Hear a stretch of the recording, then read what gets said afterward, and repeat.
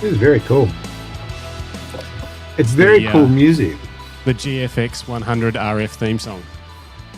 Yeah, we're calling it. Fujifilm, hit us up.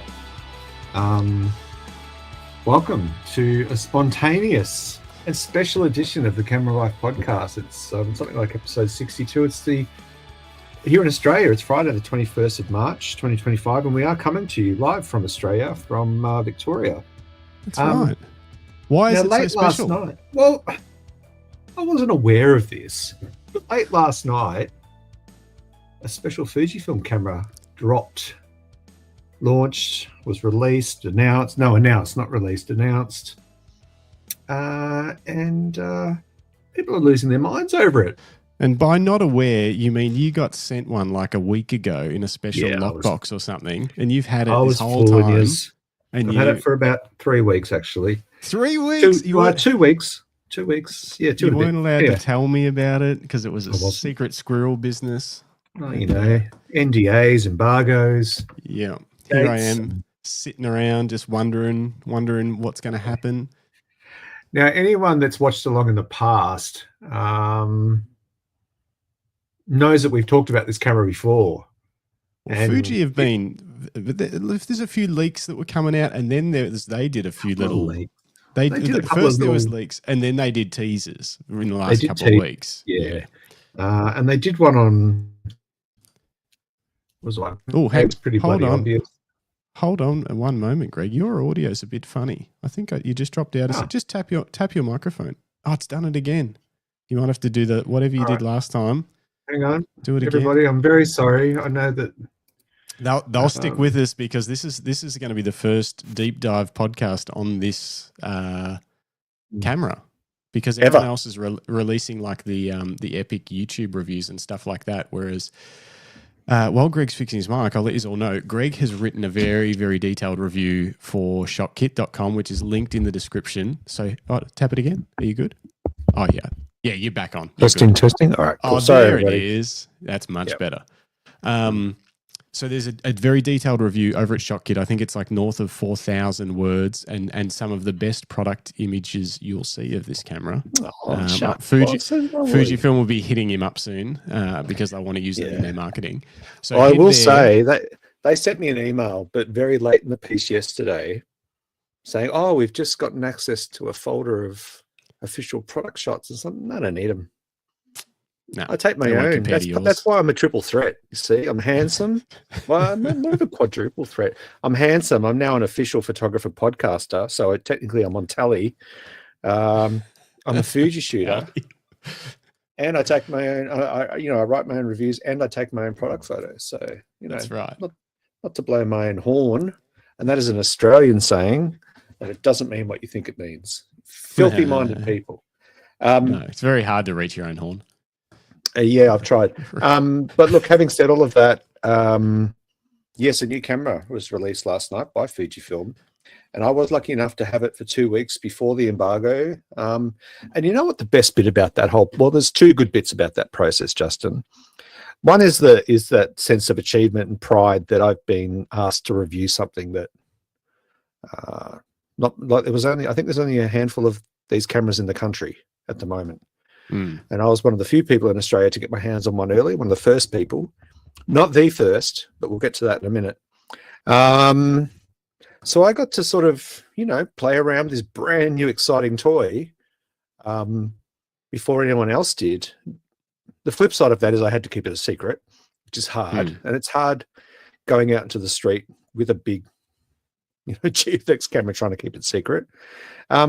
But the other fun part of this whole experience has been watching the internet lose their collective minds over rumors.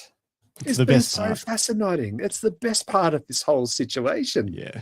People have been having arguments over the supposed rumors of specs of this camera before it even came out. But you know what? It's even better now because now that the specs are out, the fire is even being further stoked, and there's a bit of stokage. pretty controversial opinions. There's some controversial specs, which we're gonna get into a lot of that because there's some pretty unique opinions here. So Greg is a Fujifilm diehard. Everything they put out, he'll probably say is amazing. That's not true. He does give fair and honest reviews. Well, most of them. But they are amazing. He's a Fujifilm. What's a better word? Aficionado. So he understands where this camera's come from. And the models that, even though it's a new model in its lineup, the models that have come before it in the X100 series and the GFX series, and Fujifilm's DNA that they've put into the camera, and also what about it is new for them when it comes to design, features, and that kind of thing. Whereas I haven't touched the camera because Greg wasn't allowed to tell me he had it. Otherwise, I would have come down there and been just sitting outside his front door. That's what it takes to get you to come to Melbourne. That's what it takes to get you to come and visit me. That's right. Have you got a new toilet plate? Really it's like busy. Actually, I might be able to make it down. Since you've got that camera. Takes me back to my childhood when I'd get a new video game. It was the only time I had friends. Should I give you the core specs of this camera, Justin? Not yet, because what I was going to say is my unique take on this camera release is I've got the arch nemesis to this camera, the thing that precedes it, that comes before it, that all cameras in this price bracket with fixed lenses will forever be compared to, which is the Leica Q3 or Q series, which the Leica, what's interesting is Fuji's X100, the iconic fixed lens camera, has been forever compared to the Q3, and it's always been compared in such a way of like, well, you can't compare them like for like because one costs 4 times as much. And it's got 60 megapixels, and the Fuji has 40. Frame. Yeah.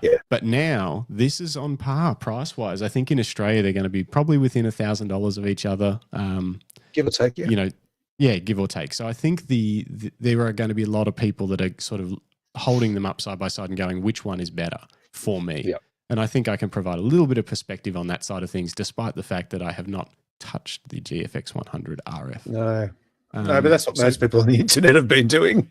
Before we quickly do the specs, which obviously, if you're listening to this, you've probably already got the specs. You've probably already devoured them as rumors, and then also in YouTube reviews and stuff today. And like I said, in Greg's review, but we'll quickly go over them. But before we do that, Nev Clark is in the comments.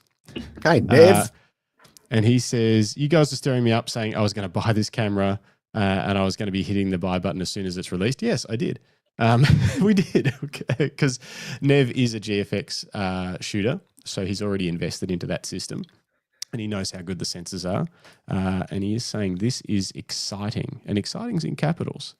Silver camera looks amazing, and the black one looks like stealth.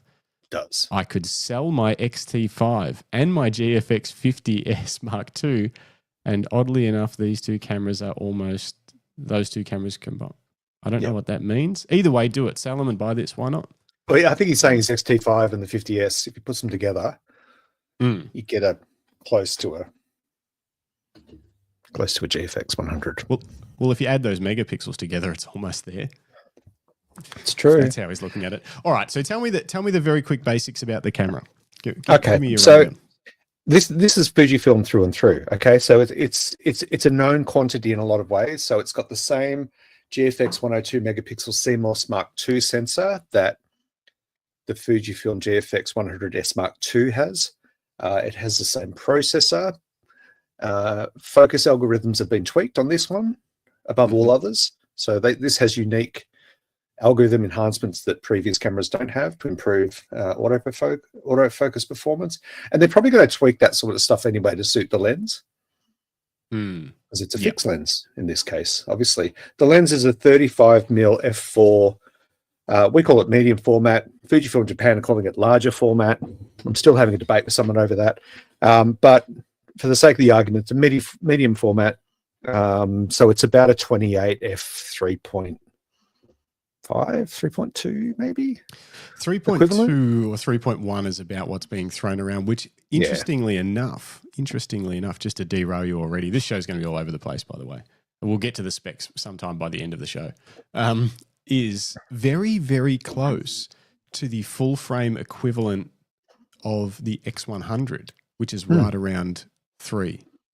Because it's an f2 lens, and with the crop factor of the X100, it's slightly. I've always thought of it as a 2.8 equivalent, but it's a little bit more than that actually. So the equivalent depth of field is actually almost identical to the X100, and I thought that was very interesting. Very interesting. And like that X100, it has it doesn't have IBIS, and we'll get to the IBIS. Remember that, folks. IBIS is not on this camera. It's one of the biggest complaints people seem to have. However, it does have dual UHS-2 SD card slots. That was interesting. Did you find that a surprise?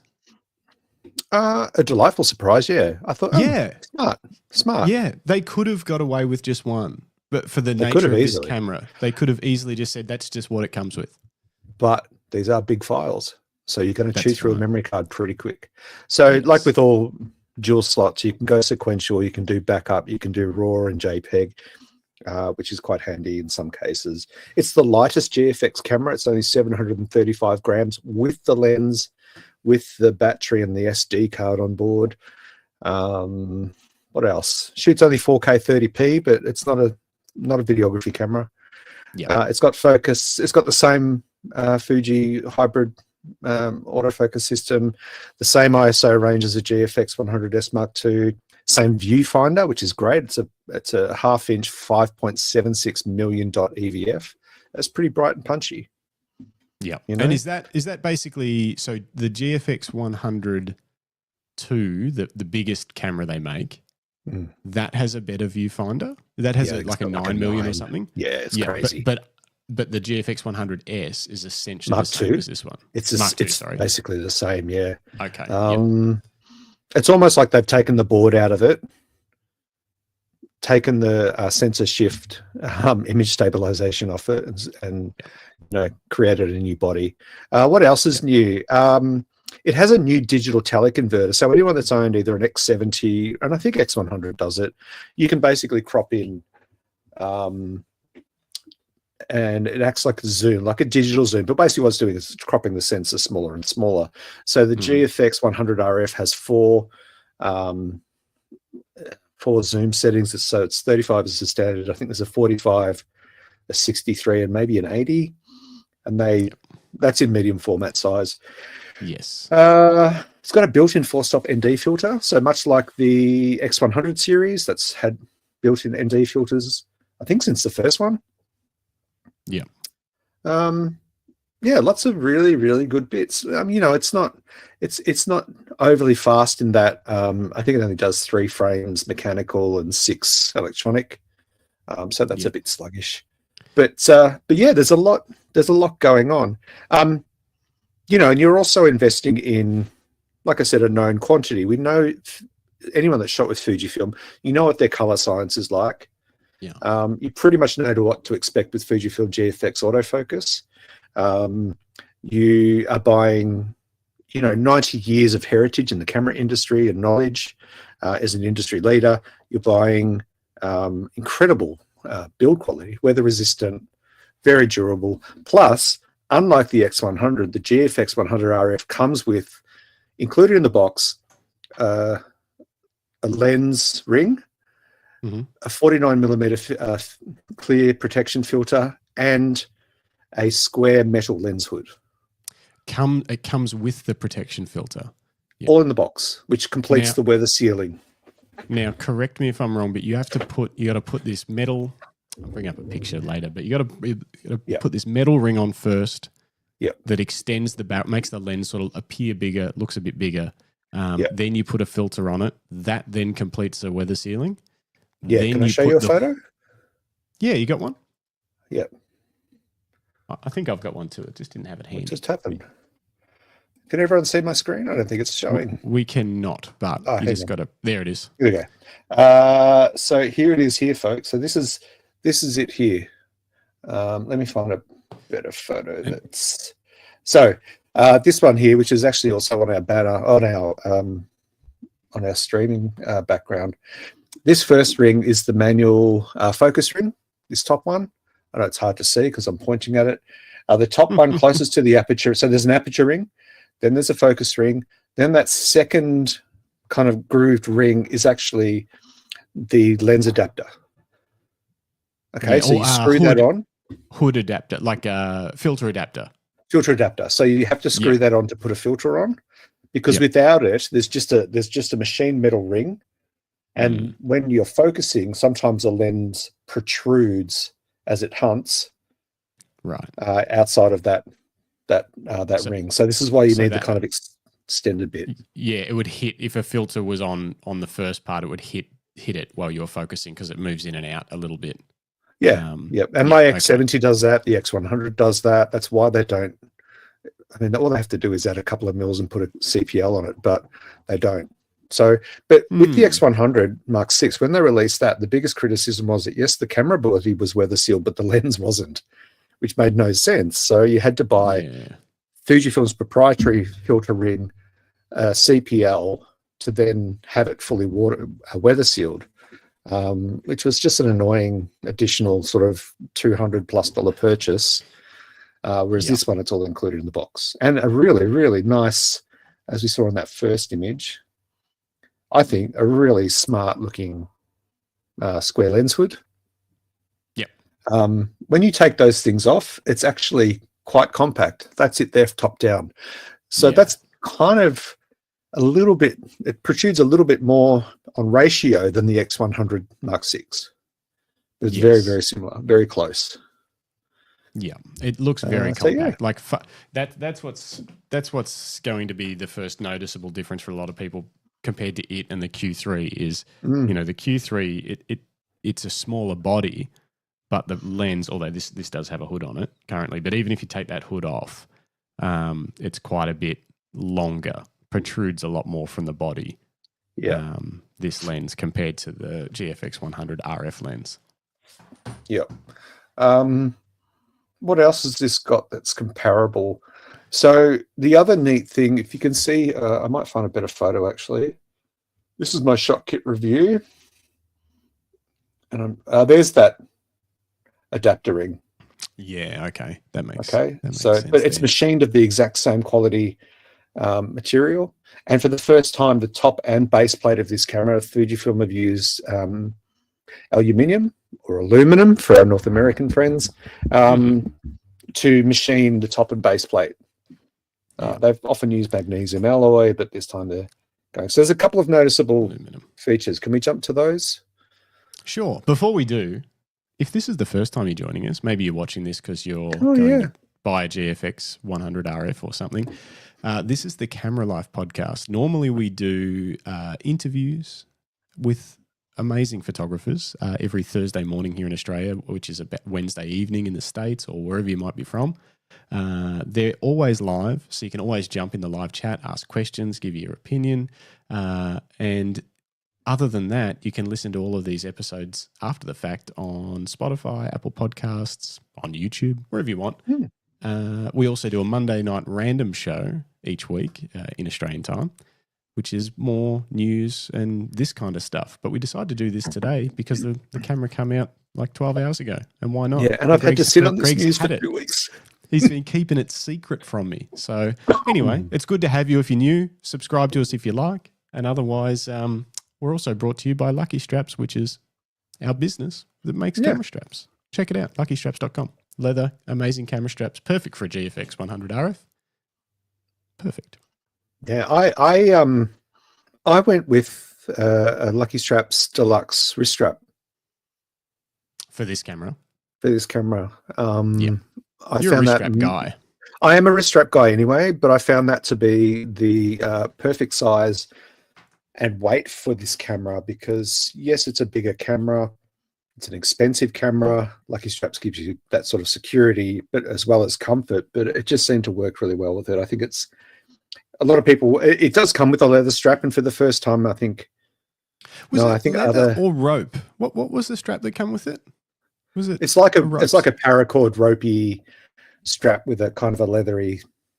It's got like a leather or a fake leather shoulder kind of cushion bit, but it looks short. It looks non-adjustable. Now, speaking of weight, because obviously there's our ad done. If you want to buy a strap, buy one. Hey, you can even use one of our names. Use Justin or Greg as a code. You'll probably get a discount. Yeah. But ad done. Speaking of weight, so this camera is 700 and something. 35, 700, something like that. The Leica Q3 is 650-ish. No, it's not. It's with the battery, 743. Almost the same. Almost. Yeah, it's pretty much so. Yep. Yep. And then the X100 is 521. 521 with the battery. So I actually saw in your review, you said big and boxy. And so you're obviously, is that compared to the X100 in your mind? Are you comparing that? Like what? Because it's not big and boxy compared to a GFX. It's not. Well, I mean, like the 100S Mark II is over, what is it? It's almost 900 grams without the lens. So it is the lightest GFX camera Fuji have ever made and it's got a fixed lens. When I say big and boxy, I think I'm referring to, if you look at, let me go back to this image here. Where was it? There's a lot of real estate around that lens. Yeah, it almost looks like an Instax in that shot. Yeah, it looks like the new wide. Yeah. There's a lot of real estate, and there's a couple of reasons why it looks out of balance. One, for a GFX lens, that lens is quite small. Yes. Okay. Most GFX lenses are big. I think their smallest, is, proportionally much bigger than that one there. It doesn't have a hybrid like the X100s rangefinder style. It doesn't have a hybrid EVF OVF. No. So that's missing from there, which often adds that sort of balance and takes away from that boxy look. It's a very square looking camera. Just do you like the way it looks? I do. Yeah. At first I'm like, the lens feels a bit lonely, but after a while I kind of just got used to it. A red dot would really set it off, really balance it out. It needs a green dot. But you can see that the rear of it, this is the rear shot. There's heaps amount of real estate there. And one of my biggest ergonomic complaints about this camera, probably the only ergonomic complaint, was that it didn't have any form of a thumb bump. Yeah. Just to give you that little bit of kind of control when you're doing flex shooting. Yeah. Yeah, even the Q3's it's small, but it makes a massive difference. If that wasn't there, I think because this also doesn't have much grip on it. It's quite smooth. Yeah. I think without that bump there, I would feel like I was going to drop it. So how does it feel? Does it feel secure just to hang on to?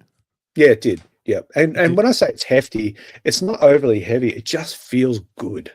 It's like when I picked up your Q3 and I said to you, oh, that feels nice. It's that solid, well-built, this thing should last longer than me kind of feeling. Does it feel more premium than an X100? Does it feel different? No, X100, well, the Mark 6 are pretty solid. Yeah, that's what I mean. Yeah, so it's not a massive difference in sort of the appearance of build quality and things, because it's not like the X100's got poor build quality. It's got great build quality. No, I mean, they're they're an expensive camera. They're not cheap either. I was just curious as to whether it felt different, in not in terms of ergonomics, but just in terms of like quality. Yeah. No. I mean, if anything, this probably feels slightly more premium, and I'll tell you why. You can see that on the rear. There's a command dial just sitting above the Q button. That's twice as broad or thick or wide, I don't know what the term is, as a standard of what used to be on X series cameras. And it just feels so much nicer. It doesn't wobble up and down on an axis. It feels really solid. It's got a nice amount of resistance. In fact, in my review, I said everything has good resistance and good tactile feedback. So everything has a nice click and not audible necessarily, but when you turn a command dial, you feel the little steps as you move. Everything just felt solid. The doors on it, one on each side of the door, because it's weather sealed, they've got rubber gaskets. On the right, you've got dual SD cards. On the left, you've got USB-C, a micro HDMI, a 3.5 mic, and a 3.5 headphone, which is really unusual for a camera that's not video centric to have both of those. But yeah, everything just feels good. And this was a pre-production. Yeah. So this was a pre-production. This was not like we've took one off the assembly line that's going on the store shelf. This was kind of like their last version of the prototypes. Okay. That they give to people to make sure that everything works as it should. Yeah, which based on some stuff I saw on YouTube, which I didn't really watch any reviews on YouTube because after chatting to you earlier and deciding we're going to do this random show, I thought I think I'd rather hear from you your experience and then just speculate on some of my thoughts without being tainted by everyone else. But I did see someone say we don't know what price this will be yet because we're filming this in December and it doesn't come out until March.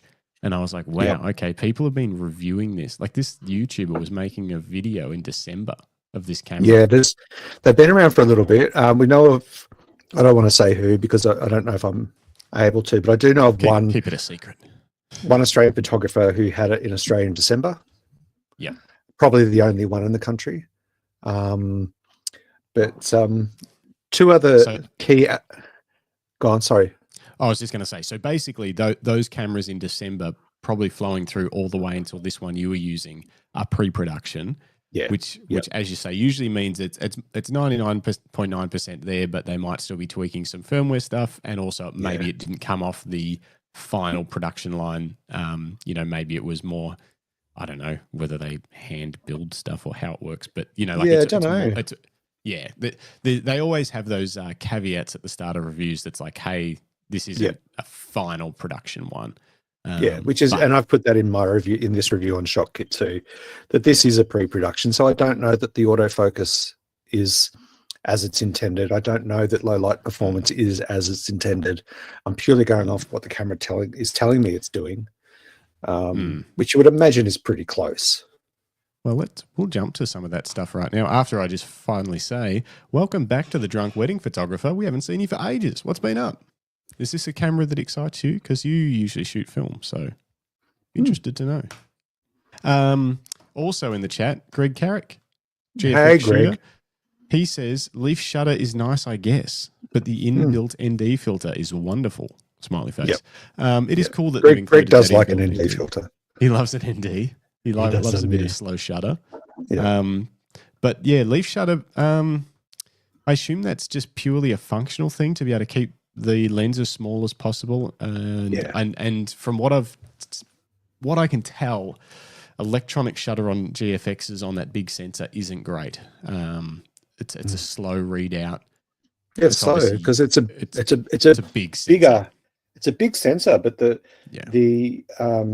curtains have to move so much more and over a greater distance than say on a cropped or even a full frame. But the thing with the leaf shutter, so the X100 and the X70 all have leaf shutters, so it reduces the size.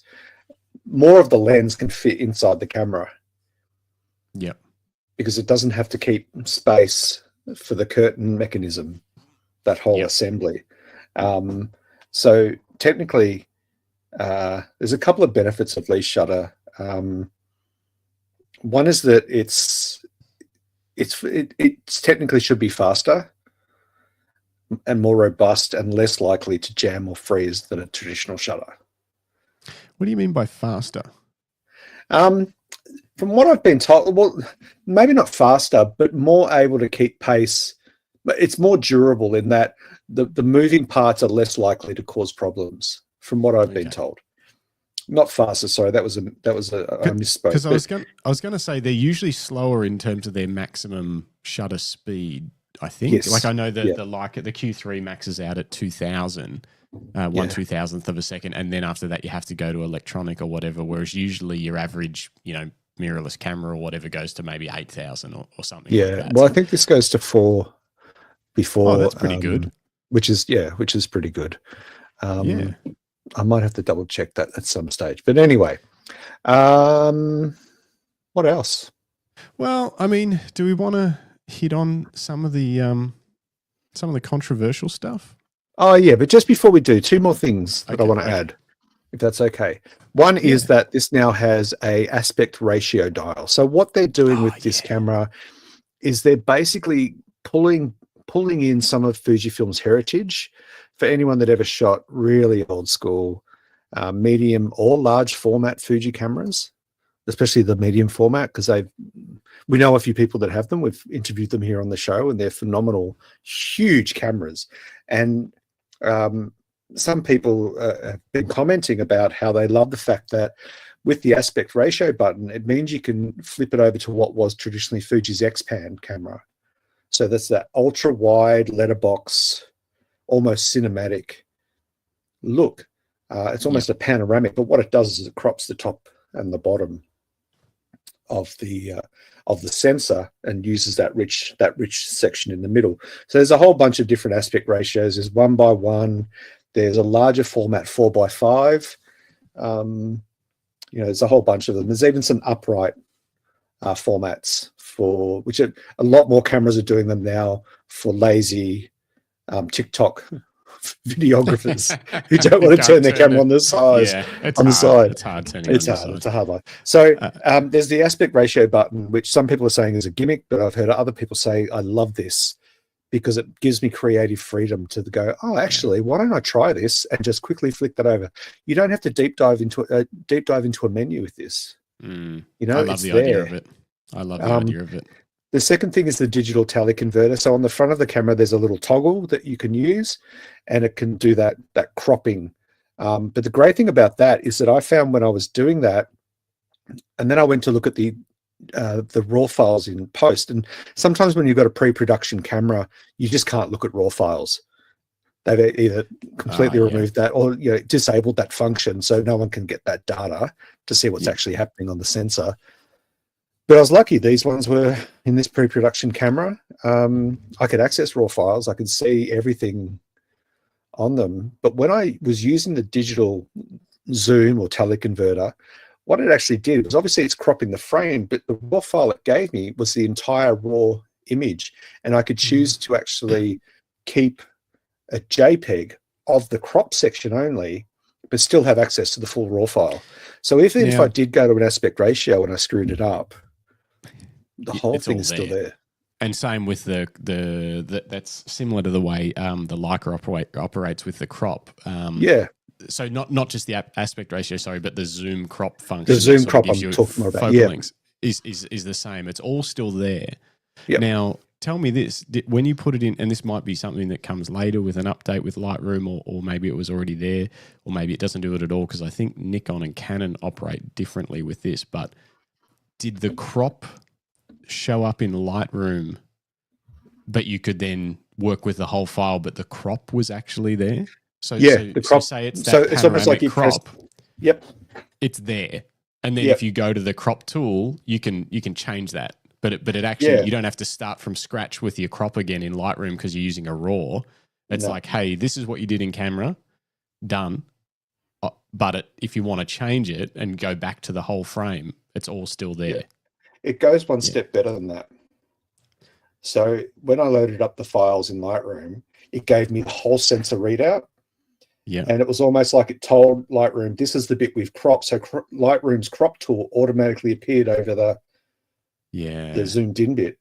Nice. With the rest of the image around the outside. So I could choose to keep that, or I could stretch it a little or shrink it more or delete it altogether. You know what I love the idea of the shooting experience, which is I think the really important part of that crop tool, because obviously we can all crop our images to these aspect ratios in Lightroom.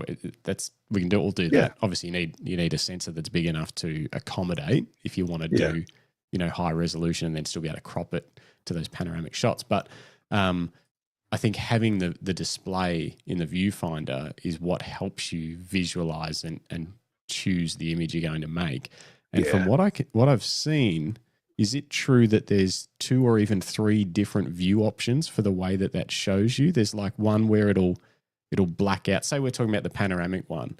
It'll black out the top and the bottom. And then there's another one that just gives you frame lines and you can still see the top and the bottom. And then there's another one that gives you like a in between where it's kind of like a grayed out top and bottom, but you can still see a bit. But did you play with that at all? I didn't play with that, no. Oh, dang. That's the bit. No. I was pretty excited. I was like, Sorry, I can't believe they've... That's okay. Your review was only 4,000 words. It should have been 9,000. Spend a year on it. I saw that somewhere in some pictures or something, and I thought I love that they give that level. Usually they just choose. They're like, hey, this is how we're going to do it. Live with it. And I love that they're giving people the option to be like, what do you want to see while you're composing your images? Do you want to remove all distractions except for this chosen crop area, or do you want to grey it out or use frame lines or whatever? Yeah. I think Nev must be reading the same stuff I'm reading. Yes, Justin is right. You can have different versions where it's greyed out or darker, and it's cool to play with. Cool to play with. Nev, have you got this camera?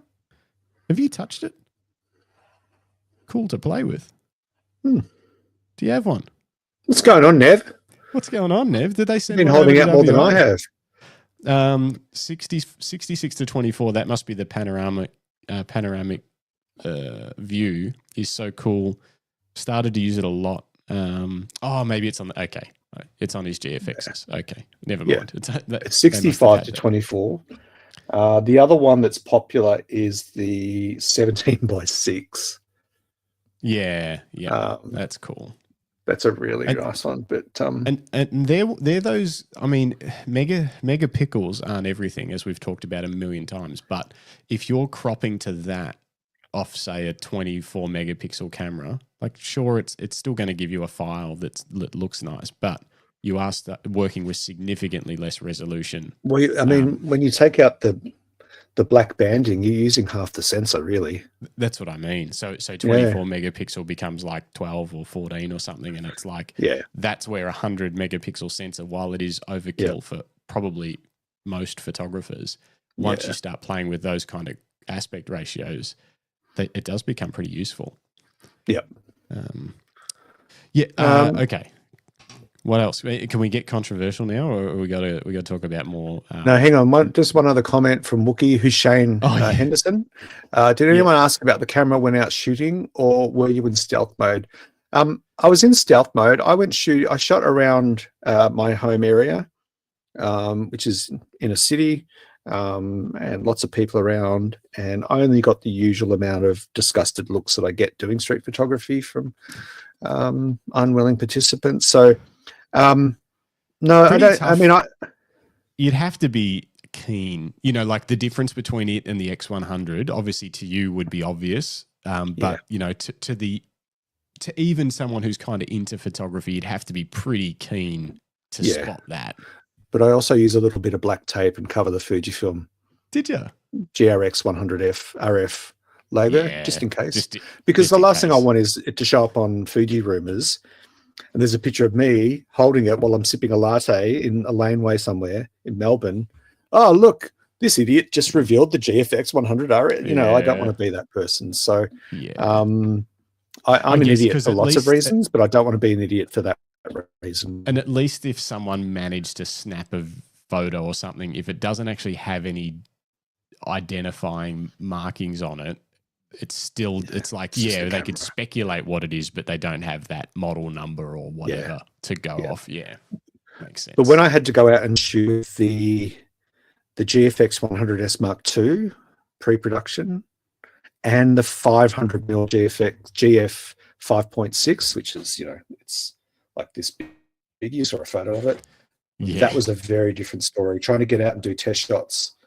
Yeah, you need a ghillie suit for that stuff. Those ghillie suits they use in the army, and you just hide in the park. And for the lens as well. Like, for the lens, camouflage you can get. You need but that. I went and did some bird photography at the Botanical Gardens. We're lucky they're really close to us here, and we did that. I did that like at 6 or 7 in the morning when the only people were out were joggers.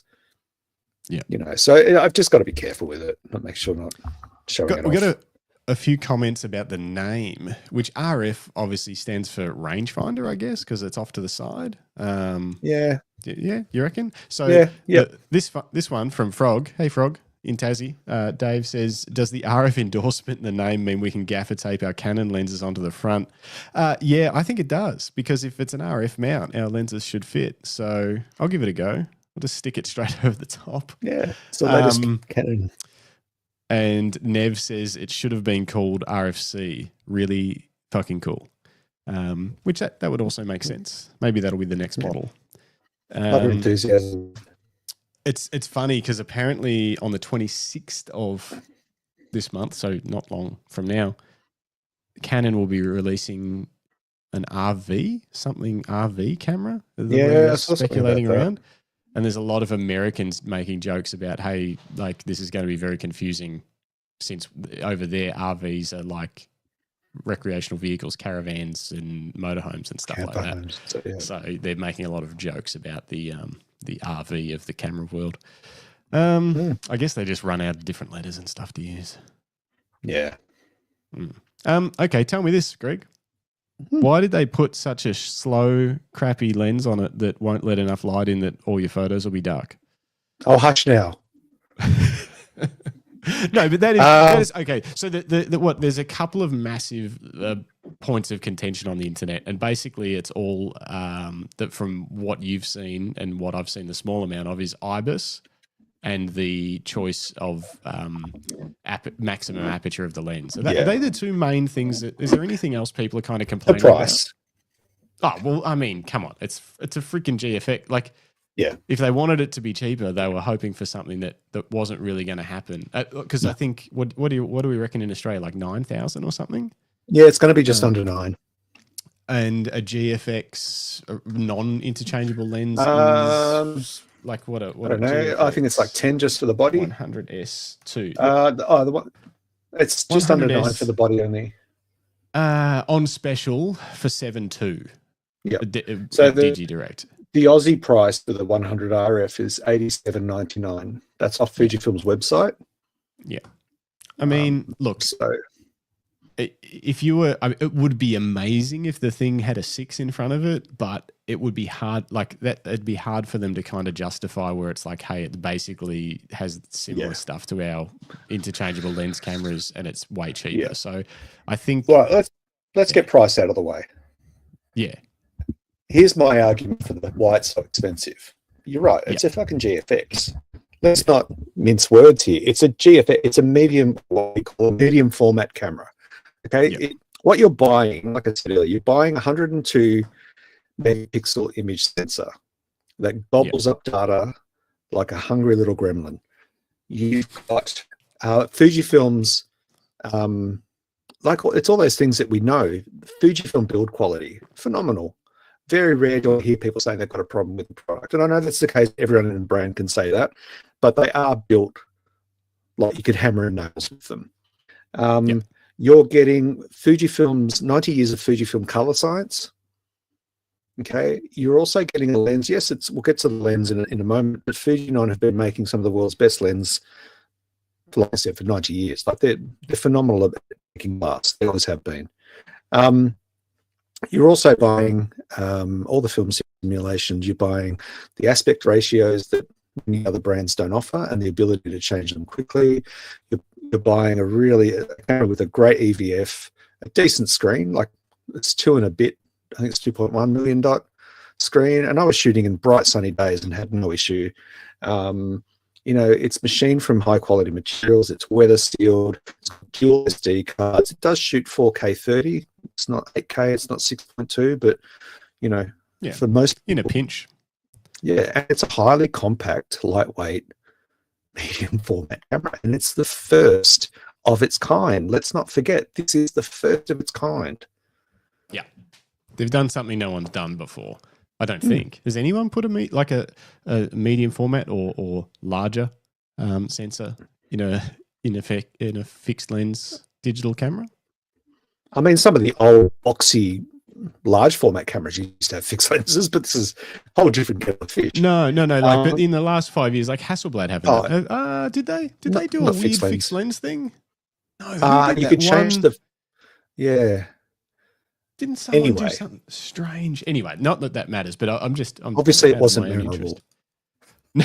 Well, I'm pretty sure it was one of those ones that's like it's 30 grand or something. It was some weird. I'm vaguely remembering this weird kind of adventure edition of something, or I can't remember. Yeah, maybe. Anyway, so the price. Okay, let's look at it from a completely different aspect. How much is an X100 just under $3,000? 2,900. Yeah. How much is how does an X100 compare to an XT5 in terms of its specs? Similar? A lot of the stuff I just told you is very much still true. In terms of the build, the science, the glass. That f2 lens is a Mark II lens, and it's fast. And it's I wouldn't say it's exceptionally sharp. It's very, very sharp. Okay.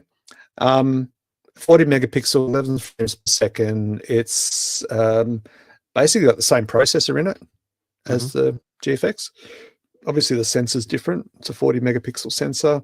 It shoots 6K 6.2. Yep. So, which is bloody amazing, and it has five-axis IBIS. What I was getting at though was an XT5 is $400 cheaper than an X100. XT5. So it's a cheaper camera. Yeah. Yes. No, depending the current street price in Australia. So if you thought that this GFX100RF was going to be cheaper than a GFX100S Mark II, you were crazy. Like it was never going to be cheaper than that camera. It doesn't make sense for it to be, even though it doesn't have IBIS. Yes, it's got a lens on it. You know, at best you would have hoped that it would be similar. And retail price, because the GFX100S Mark II is on a bit of a sale now because it's been out for a while. But retail price, it's within $500 of it, I think. So it's like I think the pricing is where it's supposed to be. We'd all love it to be cheaper, but it is. Of course, who wouldn't? But you know, this is the other thing we have to talk about is who it's for. But we'll come back to that once we've looked at all the contentious issues. Yeah, I think that's an important discussion to have. We'll wrap the episode with who it's for. So if you want to know if this camera's for you, you have to listen to the end. Stick around, otherwise you'll have no idea. And we'll give you the definitive answer. So that's the first pain point, the perceived pain point for some people. Yeah. You know, and people have to put in perspective what it is you're buying and eventually who this camera is for. Yeah. So that's one. Yep. IBIS. Let's talk about IBIS. In your opinion, Justin, what is the greatest single benefit of IBIS? Okay, there's two, and one of them's not really that relevant for this camera unless you're hoping this is your forever camera for a bit of content. But so one that I don't think is that relevant, shooting video. It's for me, it's critical on my Canons because I shoot all my video handheld. Without IBIS, it's horrendously shaky and horrible to handhold that's why we all had weird stabilizers and stuff back in the DSLR days, which trying to shoot videos. And we had these weird rigs and handles that held out like this because we were trying to get the micro shakes of my old man hands out of the camera. IBIS does that. Yeah. It would be great if it had that for video on this, but it doesn't. And the video isn't, I don't think, is the primary reason. It does have Fuji's digital image stabilization in movie mode. Apparently, and it also has an image stabilization boost mode. So where power gets directed to. Apparently that digital stabilization, and I've experienced this with other cameras as well, it can have quite major issues depending on the light. And because it needs a lot of light for it to work, it needs a fast shutter speed for it to work. Otherwise you get all this warping, which is what you get when you try and do it with software as well. A lot of artifacts and warping. So look, not ideal, but it's not a video camera. Obviously it'd be great if you can whip it out and shoot some video with it. If this is your travel camera all around the world or whatever, but for video, it's not there, and I wouldn't buy this camera as a video camera, obviously.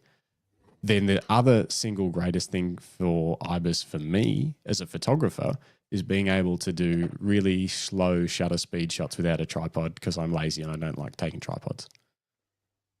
That's what I do. And so that becomes relevant when your subject isn't moving and you want to take a slow shutter speed shot, or you want to get some, motion or whatever. So actually I got to, just to prove this point, I've got a shot that I can show you that I don't believe would have been possible on the GFX100RF. And I'm quite proud of this shot. And recently, Matt Palmer from Photo Kaizen gave me, what do you call it? Feedback on it. Critique. And we've got to go through that with Matt. Yeah, he gave me a high five on it or something, which was quite nice. He said it was good. That's all right, cute. So this I got a commendable, but you go with your high five. Motion blur. Commendable, I got a high five. It's just a good pat on the head. Nice work. I was walking. I didn't have long to take this shot. I was walking, moving. I was on the road at the time. This guy on the scooter coming around the corner, I need to get out of his way in a moment. So I didn't have a lot of time to do it. And it's at a 30th of a second at night. And this dude is sharp. Yep. And I don't think I could have got that with a camera that didn't have IBIS. That's a pretty rare photo for me to take, and I don't know if I would base a purchase decision around being able to make this one photo. But I took it because I knew I can shoot at that speed. What speed was it? A 30th. Did you really believe that statement that if it wasn't for IBIS, you don't think you could have got this shot that clean?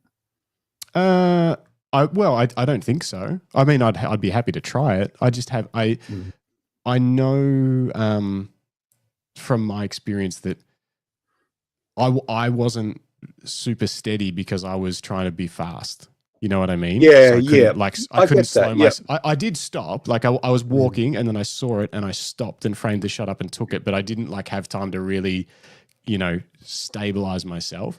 Maybe I would have got it if I did a burst or like took quite a few frames and like one out of the 3 or 4 might have been clean, because that does happen. But I don't know, a 30th for me, in my experience with 45 megapixel cameras, my safe shutter speed is about a 3/20th, and even then I can get motion blur if I muck up or if the subjects move. But that's kind of like I should be fine here. And I've never shot. This is the thing. I've never shot with a 100 megapixel camera. You have. I don't know. I thought I would probably need. Didn't think a 30th would be possible. Anyway, that's what I think. Now you tell me, because you actually use this camera. What are your thoughts on IBIS?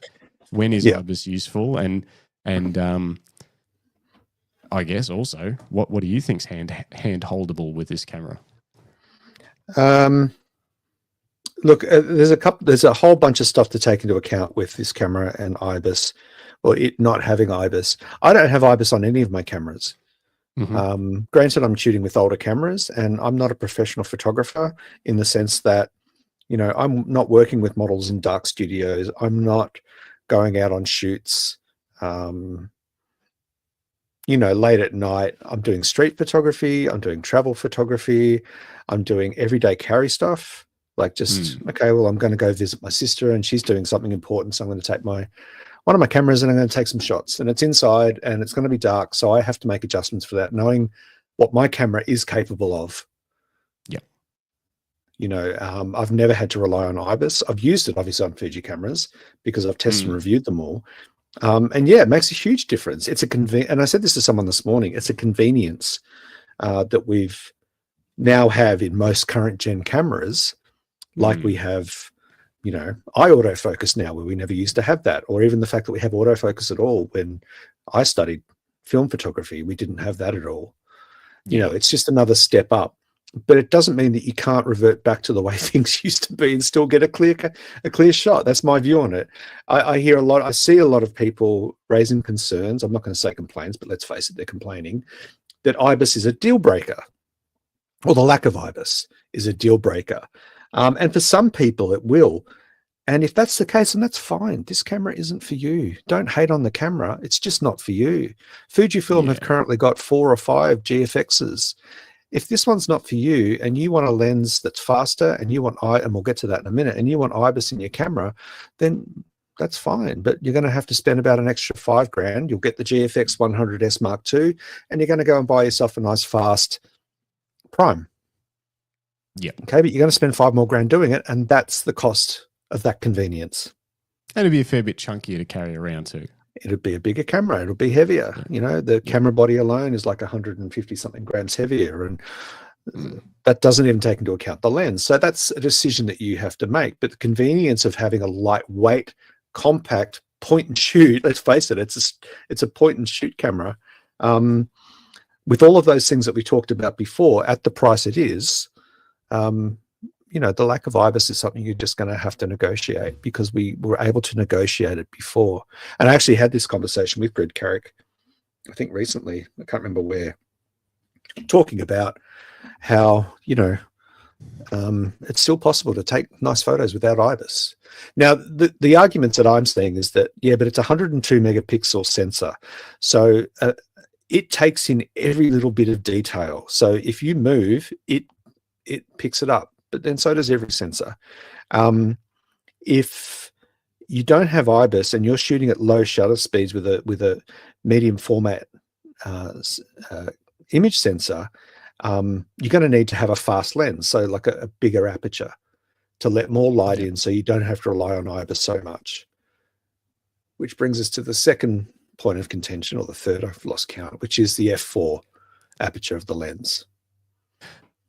Yes. Now, before we discuss that giant elephant, Nev Clark's just commented, well, first, Greg said he can't hold a camera in the dark for 8 minutes without IBIS, I guess he's saying. So, yeah. He would use a tripod. Uses his tripod. Yeah.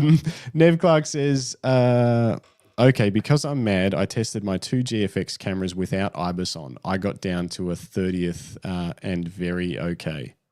Okay. And then Greg Carrick said, yeah, but you don't drink, Nev. That's a good point. And Nev said, a 30th is doable. It will come down to how you hold a camera too. I was initially no IBIS, no good, but a 30th is pretty darn good for 100 megapixels. Now, the thing that none of us have really discussed here that comes very much into account is the focal length that you're using. Wider focal length does tend to be, or like a 28 mil is quite a hand holdable focal length. It's very forgiving. It's something that's a much longer. So that is more forgiving and hand holdable. And just these images that I took in Vietnam, I submitted 12 of them to be critiqued, and that one was a very special image that I showed, but that is the only one of the 12 that was in that kind of shutter speed. The rest of them were 200 and above. So, it's an outlier of an image that I was proud to have made, but all the other ones would not have been an issue at all without IBIS. Yeah. You would not even know that you needed or have it on or anything. So, Anyway. Yeah. Interesting. Not missing IBIS. So the second part of the IBIS problem is that if it was a fast lens, like let's say an f2.8 for medium format, that's fast for medium format. Not as fast as say what you're carrying on your Leica, which is sort of 1.7 on a full frame. Yes, but it's still fast.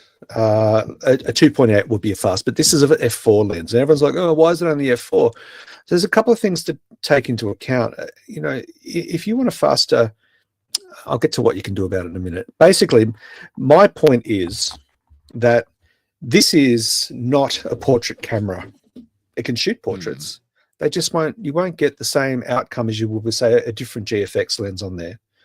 And if that's what you want, because you shoot portraits for a living or it's your preferred enthusiastic pursuit, well, then this isn't the camera for you. It's just not for you, and that's fine. It doesn't have to be. If you shoot products and you need an f1.2, well, then this is not the camera for you. It's not going to achieve what you want. It'll take great product shots. They just won't be pro grade. It won't have that depth of field that you like. Having said that, though, this Fujinon lens, based on the tests that have already been done, again, we've only had pre-production, so we'll see what the future holds. But the glass is pretty much, I think, all but confirmed. It's more just tweaking the algorithms and things in the back end.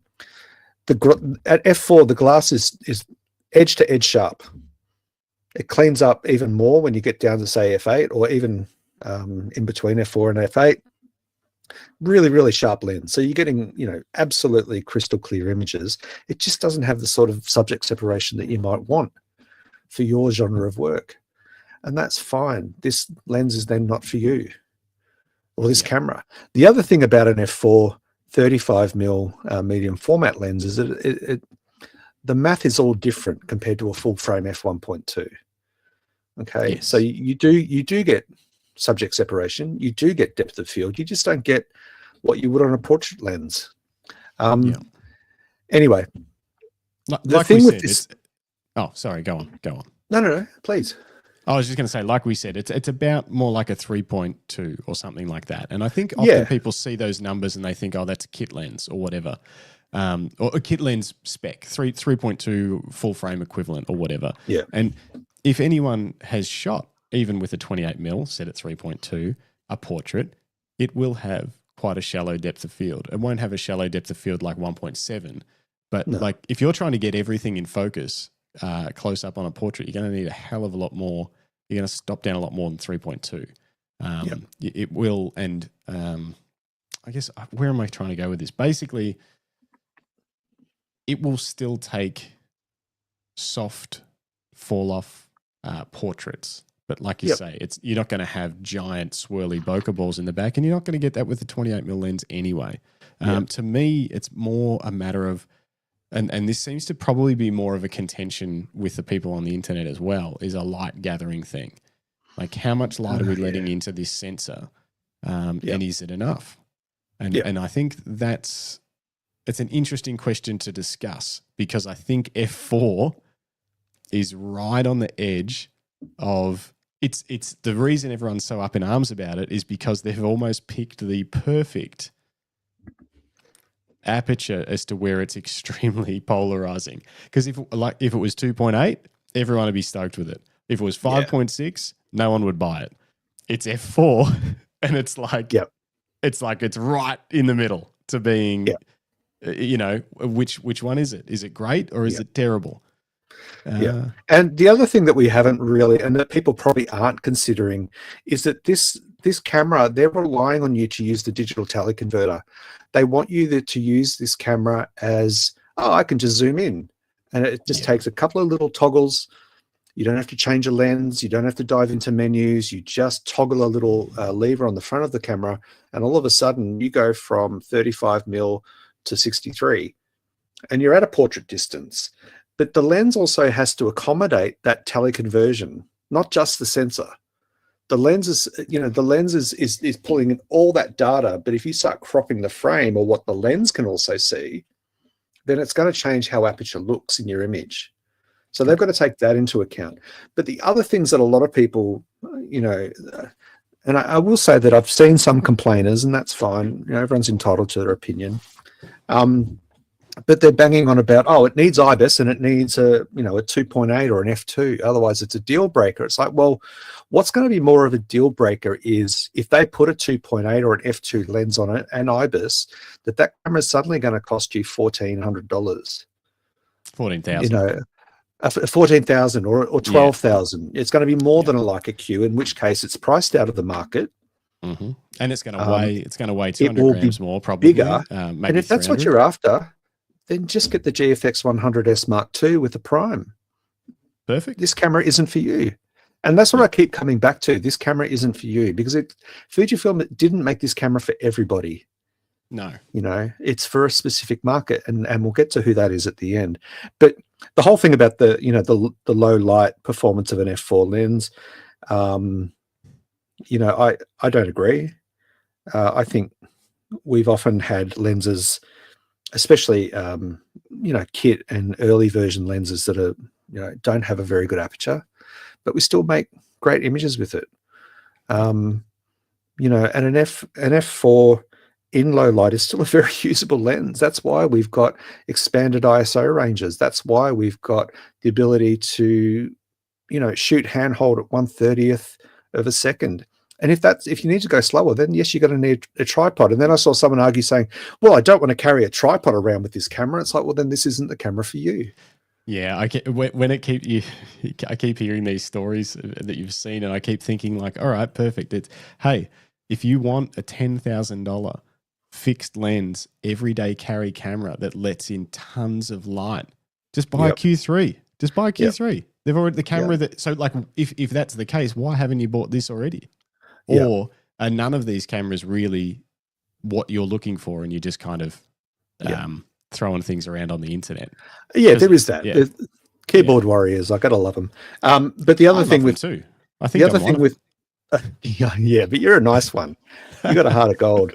But the other thing with this f4 lens is that if you wanted to go, and I think Nev's touched on this in the comments, then all of a sudden that camera's going to be very different. They probably couldn't do a leaf shutter because the lens would be too big and protruding too much. Yeah. Okay, so that changes the whole shutter system and the size of the camera and the weight of the camera and the cost of the camera. Because if they then go back to that shutter system, well, then they might as well put IBIS in, and all of a sudden it goes up again. So it's that whole they've gone for what they think is right for this camera, and if it doesn't work for you, that's not their fault. No, is that harsh? I mean, no. It's I think it's more like it's not that it's not their fault. I think there's part of it where we have to trust that. Like, I think they would have put a 2.8 or even a 3.2. I think would have probably sold a lot better. Like, those numbers. If you put a 3.2 lens or even 2.8 lens on this camera, they would have sold more cameras. Yeah, I guarantee it. So they would have done it. There's reasons they didn't do it, and you're outlining all of those reasons. And I think so. We need to trust that it's like I'm sure they didn't just not do it because they were like, I can't be bothered making a 2.0. Yeah, maybe they've got prototypes out there. Who knows? So they chose it. Everything's a compromise. Everything's a compromise on price, and complexity, weight, all that sort of stuff. And they picked it for whatever reason. And if it doesn't suit you, it doesn't suit you. But and we'll talk about it at the end when who is it for. But I think it doesn't suit some people. But I'm excited to see what people create with it. I'm excited to see over the next 3 years the art that comes out of this camera, like it has with the X100. Yeah, I mean, and that's the other thing, and it's also that old Aussie acronym: "Don't knock it till you try it." Yeah. Like if you've never shot with a GFX and you're going to stand back and say, "Oh, this is f4 is not going to work," well, you're not really kind of seeing the bigger picture of what you're working with, because an f4 lens gobbles up light like a sponge. You can shoot at lower shutter speed. You can shoot in near dark situations and still pull excessive amounts of detail out of the darkness and the shadows because of that sensor, because of the amount of data you've got. And you can go high ISO, and I know I've spoken to Nev about how he's shot high ISOs in the past, and so's Greg Carrick with his GFX, and it just cleans up. And if it doesn't, well, you learn from it. Nev, I know you're in the comments, Nev, because you got this comment up here that says it will be heavier. It would be around 1.2 kilos with a sort of a faster lens on it. And he says 10,000 ISO on the GFX, no problems. That's what denoise is for. Now, I can get away with no denoise on my R5 images. And I know Nev used to shoot with a D850, I think, which is also 45 megapixels, which is right in that range of like, it's not the best high ISO. A 24 megapixel camera is probably better, full frame. But it is also still they're extremely capable, and there's no problems. You can shoot 10,000 ISO on the Canon R5 or the D850 or whatever. How does the GFX 100 compare at 10,000 ISO? Like, is it better than something like a D850, or is the noise worse? Because I have no kind of I don't understand the GFX system enough. I know that the color, like what am I trying to say? Dynamic range, color reproduction, all of that is so much better, and especially at lower ISOs, it's amazing. It beats the pants off all of the full frame cameras. But what about high ISO? Are they better or are they not as good? That's what I'd like to know. Yep. Let's hear from Nev or anyone out there that's shooting with GFX. And has that full frame equivalent experience, because that's what I'm really interested to know is like, can you push the GFX harder than you can push something like a Nikon D850 or a Canon R5? Yeah, that'd be interesting to know. Yeah. And it'd be good to do a test between the two. And that's something that Justin and I are scheming away. We've got some plans. We're going to do our best. We're going to do our best to get this thing and answer all the questions that it can't usually be answered in these pre-production reviews, because people just don't have that. You don't have the time with the camera. Maybe you don't have access to the cameras you want to compare it with. There's lots of reasons why those sort of early reviews that come out can't test every angle. Hey, how does it do at this ISO or compared to this camera or whatever? So we'll try and do it. We will. The other thing with these two, it's and it's also about what are you actually using your images for, and it takes it back to who we're taking photos for. Is a little bit of noise in an image a problem for a camera that you just want to use for your holidays and your family moments? And they're a little bit grainy, but that's okay. I would argue though, if that's the case, probably don't buy this camera. Because No, even if you, yeah, like, obviously, hey, yeah. just save some money. I'm just speaking in general. Oh, Like yeah, if you're for taking sure. images and purely using them for social media and maybe a few kind of slightly bigger sized images on your website, or on a blog or whatever it may be, then, does it really matter? But if you're printing big and you're doing fine art photography, or you want to print up some of your best car shots, or or whatever it may be, well then yeah, you obviously want to be more particular about the sensor and lens combination that you choose. But I think Nev's come back with his answer. Yeah, Nev says, this is a cryptic answer. I need more, Nev. Nev says GFX cameras are noisy. It's noisier, but Fuji noise doesn't ruin the image. You can still get an image. I was comparing files the other day. Sold the Legend D850. Fuji retains way more data. So, is it better or not? Is it like, so obviously, because this is a thing that I think photographers sometimes get trapped into, is if you zoom into 100%, 100 megapixel camera like the GFX probably will look noisier at 100%, but you're also zoomed in far further on the image. You got to look at it at say an equivalent size. If you size them to the same, and that's what I did once with it, and I got the comments on the internet because I compared the R5 Mark II to the R3, which is half the resolution. Yeah. So I took the R5 files at high ISO and then sized them down to the same size as the R3. So the output file was the same. Because if you zoom in on both of them at 100%, the R5 looks noisier. Yeah. But if you size them the same, both 24 megapixel, because you're making that noise essentially smaller, like you're making the file smaller, so the noise is less visible because you're compressing it all down to a smaller file size. It's way less noticeable, the difference. The R3 was still better, but not by much. And that's what I'm interested in, is if you take that 100 megapixel file that appears noisy and then make it the size of a 24 megapixel file, all of a sudden, does that high ISO noise just kind of disappear because it's been shrunk down so much to a normal output file size? That's what I'm interested to know. And this is where I guess Nev said it's better 100%. I need to test it for myself. Yeah. So stay tuned for that, folks. Very interesting. I took this out and did a whole bunch of different photography with it. While I had it for my 2 weeks, I had some nice days. Didn't do a lot of nighttime photography. I generally don't, because I'm a family guy and I'm tired, and being out in the street with a camera all day tends to wear me out, and so I don't do a lot of nighttime shooting. But if I mostly did nighttime shooting, then I probably would second guess getting the 100RF. Yeah. If I was that concerned, street, like wandering around the streets, or any sort of ultra dark photography, which is what all these people seem to be complaining about. Is but what if I want to shoot? I don't have IBIS and it's only f4, and it's like, yeah, okay, but have a think. How many times is that really going to impact you? And if it does, don't buy it. Get something else. So I did a whole bunch of different, and some of these are cropped, some of these are not. Photography. I did some architecture, did some street, went into a market. So this was it's lit up there, but some of the shots were quite dark, and I pulled them out. Here's some really so this is at f4. All of this is razor sharp, and these are compressed images, so you can't really tell from what you got here. But you've got, I don't think the background's terrible. Yeah, it's not popping with bokeh. So that one, do you remember, would that have been shot wide open at f4? That would have been f4. Yeah, F4. I did that on purpose. Yeah. So so you're getting blur. Yeah, it's not obliterated, but I think it works for me. And that number f4 though, I think, is what they just imagine everything being sharp. No matter what, like that front, it'll be front to back, just like no separation. And it's like, as soon as you get subject close like that, you are going to get a lot of fall off. Of course you are.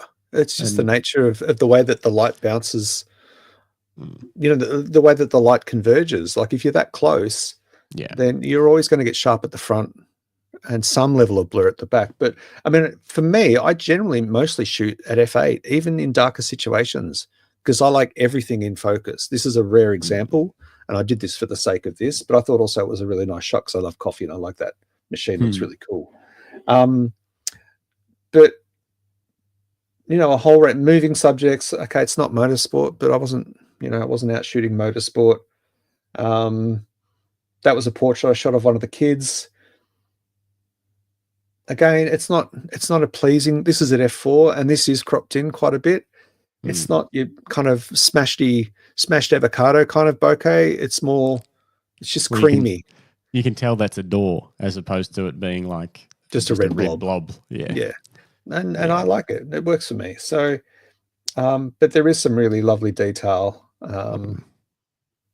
in these images. There's no denying that. Like and you know, Fuji color and dynamic range, all that stuff comes into it.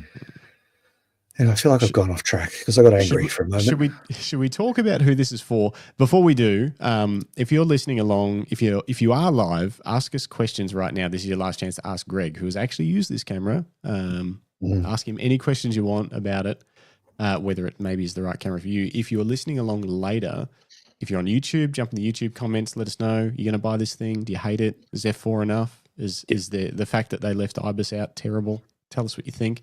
If you're listening on Spotify, Apple Podcast, or anything like that, chime in on one of our other shows and check it out live. We'd love to see you in the live chat. Yeah, absolutely. But figuring out who this camera is for, how do we do that? Because I think I know. I've only figured out one thing, is whether it's for me or not. But I don't know who else. I haven't decided if I could recommend other people as to whether it's for them or not. What are your thoughts on who it's for? Well, I'm glad you asked, Justin. So when I wrote my review of this, I very much had in mind who it was for, because up until 10 o'clock last night, Australian Eastern Time, it was all rumors, and the rumors were bananas, and the rumors were driving me crazy because people were having full-on arguments over rumored specs, some of which were wrong. That's the best part. Which is the best part. And that's often the case, but people are losing their collective minds over stuff. And that kind of has led me to a bit of frustration. Anyone that knows me will probably have picked that up recently. Anyway, in writing my review, I did a whole section, probably about, nearly 1,000 words on who it's for, because it's a really interesting camera. Remember, this is the first time we've seen this done, and I think done well. So a lot of people don't know what to expect from this camera. In terms of who I've said this is for, here's my key takeaways. The Fujifilm GFX100RF is for professional photographers and dedicated enthusiasts. Okay, it's not for students. It's not for, it falls within that, because you've got to have a bit of cash and a bit of know-how to pick up a camera like this and use it. Okay, it's the perfect camera to accompany you at every step, allowing you to focus on the moments and the imagery. So it builds upon the love of photography, similar to an X100, similar to a Leica Q3. It's all about the moment and enjoying the process and having a tactile camera to capture those moments. And Fujifilm have used this word themselves. It is the ultimate hobbyist camera. If you shoot a little bit of everything and you love the high-res files and you like that detail and you like the ability to crop and you want to use creative ratios, aspect ratios and film sims, this is the ultimate camera for you. There's no denying it. If you've got the money, if you're a cashed up photographer, then why wouldn't you buy this? Like if it's no object for you. The other people that I think this is for is professional photographers that are already using a high-end system. It doesn't have to be GFX, but I see in the Fuji community, a lot of Fuji photographers will shoot with two XH2Ss or two XT5s, and they'll have big lenses, big glass, all the best glass for all of their genres, whether it be sports and portraiture and all that sort of stuff, but they'll carry an X100 as their everyday carry camera. Yeah, this is that upper step for GFX photographers. If you're a GFX photographer or cinematographer or videographer and you're using GFX systems and you're familiar with those systems and you love the files and what you can do with them, then this is your weekend camera, your travel camera, your street camera, your hobby camera. Yep. That's who this camera is for, I believe. I love it. Now, before I give you my thoughts, is this camera for you? Let's say money. Let's. I didn't even get to have my caveat yet. Let's say money's no object. Is this camera for you? Yeah. Yeah. So I am the ultimate hobbyist photographer.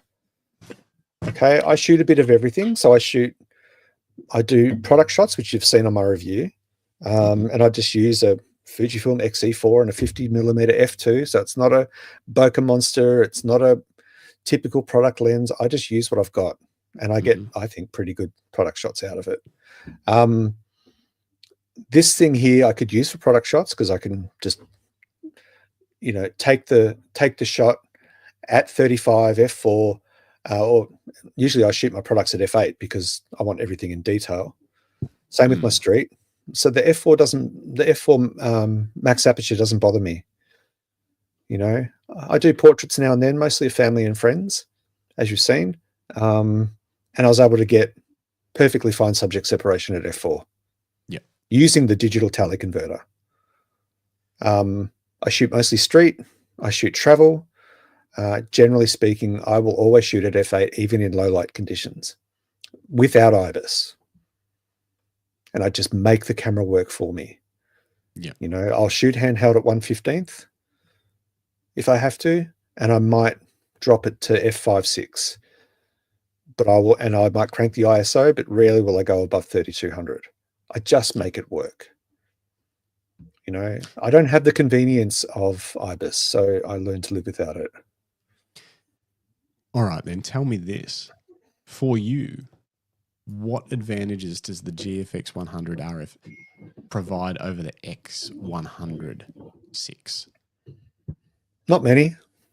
Not many. Other than file size? Yeah. Yeah. Which you don't print massive images. No, I don't. I mean, the biggest I've printed is, what would that be, like 30 by something inches? Yeah. 30 across the diagonal. So is it pure? Would it purely be for the joy of you seeing the images and seeing what that 100%? Yeah, you don't For need me, it for some sort of work or for no, because I do a bit of work with my camera, as you know. No, but I mean, as in, an X100 could probably do the output that you need, because it's a very capable camera too. 40 megapixel. Yeah, beautiful. My highest sensor. megapixel camera is 26. Yeah, so I'm running an XE4. That's it's a COVID camera. What I'm more getting at is you've got these two cameras. One's going to cost $9,000. One's going to cost like $3,000. Yep. What the reason that the more expensive camera for you the reason you would want it would mainly be for the joy of those big files, not necessarily the nuts and bolts of the big files. Like, hey, if I get this, I can make this thing that I can't do with the 100. It's because you will see them and go, I love that. Yep. And I can crop. Not that, I mean, I'm a big advocate for getting the image right in camera. Yeah. I don't shoot burst. I'm not a pussy like some people. I don't have to, shoot lots of frames I can pick. Come on a mountain bike shoot with me. And whatever. Nothing would change in terms of what I do with those images traditionally. However, what it may do is inspire me to print bigger. It may inspire me to undertake a more complex project. But having said that, there's no reason why I can't do those things with the cameras I've got. Yeah. Because I'm also a big advocate of shoot with what you've got. I was going to say, which is almost always the case, and that's not. You can't just say, "Well, just use what you've got forever." Like you can, but you don't have to. You can, if you want something new, you can get something new. Yeah. One thing, I think there was an image I sent to you and Jim. Let me just show everyone this image very quickly at the stage. Oh, you got it. So this is the GFX100S with my trusty Fujifilm X70. So the X70 weighs like a couple of 100 grams tops. Yeah. It's got like a 16 megapixel X-Trans 2 sensor. It's got a fixed, what is it, an 18 and a half. So what's that, 27 mil lens, full frame. Yeah. Its autofocus is slow, but I love it. And it's my street camera. And that gives me a lot of joy of photography. And the reason why I took this photo is that there's a lot of similarities in the GFX100 to even the X70. The X70 had a digital tele converter. It had a simple up and down tilting screen like the GFX. All the dials that I need to control this camera, especially its exposure triangle, I don't have to go into a menu. Yeah, I love that. And now with the aspect, so when I do street, I rarely even look at the screen. Yeah, I just dial in everything on the top plate and on the lens with the aperture. I use autofocus. That's the only auto feature. Oh, and white balance. But you can see here that there's a huge amount of similarities between those two. The difference is that they're, one's $10,000 more or whatever it is, So for me, it suits me because everything's accessible on the outside of the camera. I can pick up this camera and look at the light and dial in what I need and be on my way and take shots, which is what I did when I was testing it. I don't have to deep dive into menus, but then that's me. I don't do, concert photography. I don't do motorsports. I don't do mountain bikes, but I don't think this camera is for those occasions. No, that's it. But if you're just getting out, wanting to take shots of things that you think look amazing, and you want to have that file size to work with and be creative with, and who knows what that leads to, and you've got the money, then yeah, go for it. I agree. And we'll jump to some comments before I tell you my thoughts on the camera and who it's for. The first comment, which I love so much, from the Drunk Wedding Photographers, I didn't even know this camera existed until 30 minutes ago, which is great. It means you're hiding from the industry. I love it. And he also says, this camera is for those who want a digital Mamiya 7 and it costs just as much. Those Mamiya 7s are getting expensive. They literally are. They're close to 10 grand in Australia for like a kit or something. So insane. Nev has a couple of good questions. First of all, is an easy one. Is the screen a flip out screen? No, it just goes up 90 and down 45. So it does flip out. Oh yeah, it flips out, not out, not rotate out. Like the Q3 does. It's like it's limited. It's like, hey, you can shoot looking down at it. You can get a little bit upwards or whatever, but it doesn't go around or anything like that. Which makes it good for street. I think so. It really does add travel. Travel. Yeah. And then the other question Nev had, which I think is a really good one, and it is important for cameras like this when you're spending this kind of money, and it comes into it. Did it feel nice? Did it make you want to take more pictures? The feel good factor. And I think you kind of spoke about that just before, but that's a really big one. It did, because what was so exciting, like you said in one of your other comments, the first time you see a GFX file, you get excited. Even more so, not so much you get excited seeing it on a computer screen, especially if you've got a nice, 4K monitor or something. But when you look at it on the back of the touch screen and you keep zooming like this, and you pick a background character and you realize that they're doing something funny, and you can zoom right into their facial expression, and they're just on any other camera, that would just be kind of a blur of color. There's something exciting about that. That excitement is not necessarily worth the cost, but it opens up your eye to what you can do with the entire frame. Yeah. Rather than thinking, okay, this camera's only 16 megapixel, the person in front's going to be sharp, but everything else will be a bit muddy. When in actual fact, with a 100 megapixel sensor, everything is sharp, and that just gives you latitude. I think to go, okay, well, I was going to frame it like this, but now that I see this in that corner, I can actually keep that, and I can crop it differently, or I think it just adds up. It adds more creative freedom. Yeah, that's my view. I was going to just ask, it's probably a silly question. Is this a camera you've been thinking about since you had to send it back? Yeah. Yeah, like it's lingering with you. You're like, would love to. And I said in my review, I think I said it, unless I deleted it, I had a bit of a cheeky comment in there where I said, as for who this camera is for, it's for me. I've found this camera is ideal for me. Yeah. If I was looking to upgrade and I had the cash, this would make perfect sense for me, given the sort of work I do. Yeah. So it suits me. Yeah. I don't need 100 megapixels, but, if someone offered to give me one. like as a Christmas bonus. Fuji Christmas bonus for all my work for Lucky Scraps. Ooh, that's a hefty bonus. No, but if you get two, I'm sure we'll get a discount, boss. All right. Okay, I'll ring him if they do a 2-for-1 deal or something. Yeah. Yeah. Wow. It's expensive, but it's a magical camera. I part of my interview. I encourage everyone to read my my review, not for the sake of glory, but there's also an interview with I think it's like the CEO of Fujifilm Australia or the head of Fujifilm Australia, Sean Ma, the general manager of Fujifilm Australia's electronic imaging and optical devices division. I interviewed him for the review about the camera and talk about who it's for and why and what's the essence of it and that sort of thing. So check that out. Yeah. I'm going to tell you whether I think this camera is for me or not. No, I don't think it's for me. And I'm an owner of a stupidly expensive camera.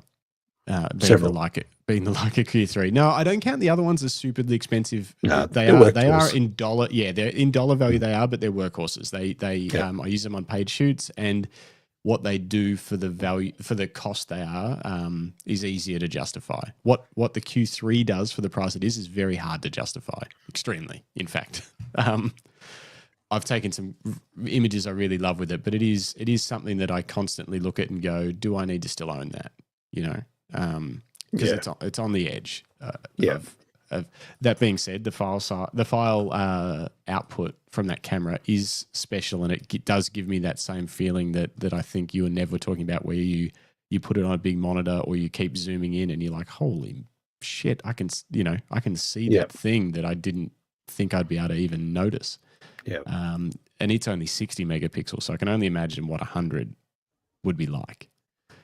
But looking through some of the images that I shot when I was traveling, actually, I don't even know if I can share these because they're in Apple Photos, because I was crazy and I was just shooting everything in JPEG and RAW. But like things like this, I just don't know what this would be like if I was limited to f4. You know, this was shot at 1.7 at 4000 ISO. And what, like f4 to f2.8, hey, that's a stop. It's like you double your ISO, there you go. But the difference between 1.7 and 4 is a lot of light. Oh, it's huge.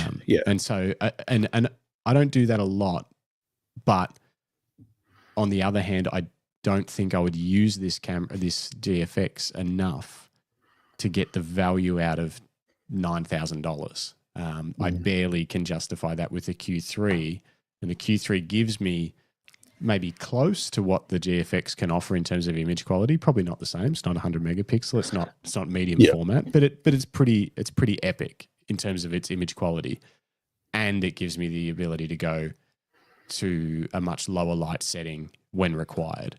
It's similarly portable. I'd love it if the lens was the size of the lens on the GFX. I think that's amazing that it's so small. But that's life with a 1.7. You know, I'm sure they wouldn't have been able to make it any smaller, and otherwise that would have been looking at being a 2.8 or an f4. So for me, if I had to choose between the Q3 and the GFX100RF, I would be I am sticking with the Q3. Yeah. But I think this camera, like I said before, is going to make some amazing art in the coming years. The X100 was kind of a bit of a revolution, and I think this is going to take that to the next level. You're going to see street photographers and stuff that are now armed with 100 megapixel sensor that are going to create work that is insane and just stunning in terms of resolution. Not that that's the be all and end all. You can shoot stuff on film and create beautiful street photography, but it's going to be pretty cool to see what comes out of this camera. And I think it's interesting too, Justin, that they asked me to review it, knowing that I'm a street travel, I don't do weddings and motorsport. They know, and I've got a relationship with Fujifilm Australia. They know what I shoot. Yeah. I've been working with them for a decade on stuff, on and off. And the other person who they sent it to, who has had it for a while, is John Street. So friend of the show. Check out his interview and he's got his own podcast, which is also amazing. He gets incredible street photographers on that, but he had that to test and review. And in fact, on the Fujifilm Australia website, if you go to the product page for the GFX100RF, a lot of the lifestyle images on this are John Street's images. Are they? Wow. Yeah. And he's a street photographer. And I think you're right. A really good point that I think we're all kind of overlooking here is that this could be a really premium artistic tool. It's not a workhorse. It's a camera for making art, whether that be street or travel or just some sort of project, some hobby project where you need portability but resolution.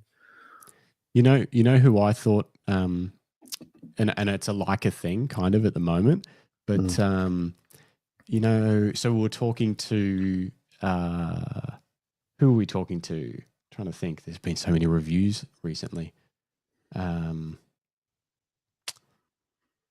film sets. Who was our film people? We've had multiple people on. Oh, Brent Lukey? Matt. No. Matt and also Matt Netheim. Matt Netheim and also Ben. Yeah. Lawrence. Yep, Ben Lawrence. My brain is not working. But talking about directors and directors of photography that often had a camera slung around their neck. Leica often, director, that salty director in the desert with the Leica slung around his neck and he's telling people what to do and all that stuff. Does this become one of those cameras? It's medium format, like medium format f4, as film. We often think that film is really shallow depth of field, but if you watch films really closely, it's almost always not as shallow as what we're shooting on stills cameras. For close-up shots of people's faces and stuff, you can obviously make out the background in more shots than not. I feel like often, this would. I mean, cinematographers focus on the out of focus areas. Yes, cinematographers they choose a lens based on its out of focus performance, not its in focus performance. Well, not only that, but they've got the ability to craft the background. So they often want to show more of the background than what we want to do because we're often working not with street photography. Usually you want everything. But, if you're talking sort of like weddings and stuff like that, you're often trying to obliterate distracting backgrounds. Yeah. Whereas with cinematography, they're crafting everything, the angle of the shot down to the last degree. And I'm just imagining these directors and stuff choosing this camera because the croppability, the ability to, all those actors that are using those wide lux pano cameras and stuff like that, the film cameras, but this could give similar abilities to those to have different aspect ratios, film sims baked in, it's medium format, and it's pocketable. So I don't know. That's like you say, that's the sort of stuff like similar to what the X100 is, but a professional artist's everyday camera. Yeah. Professional photographer's everyday camera. Or it could be a workhorse for an artist if it fits their project needs. I think it could, because also, I mean, it delivers a cinematic kind of appeal to it. You can go for cinematic aspect ratios right off the top plate.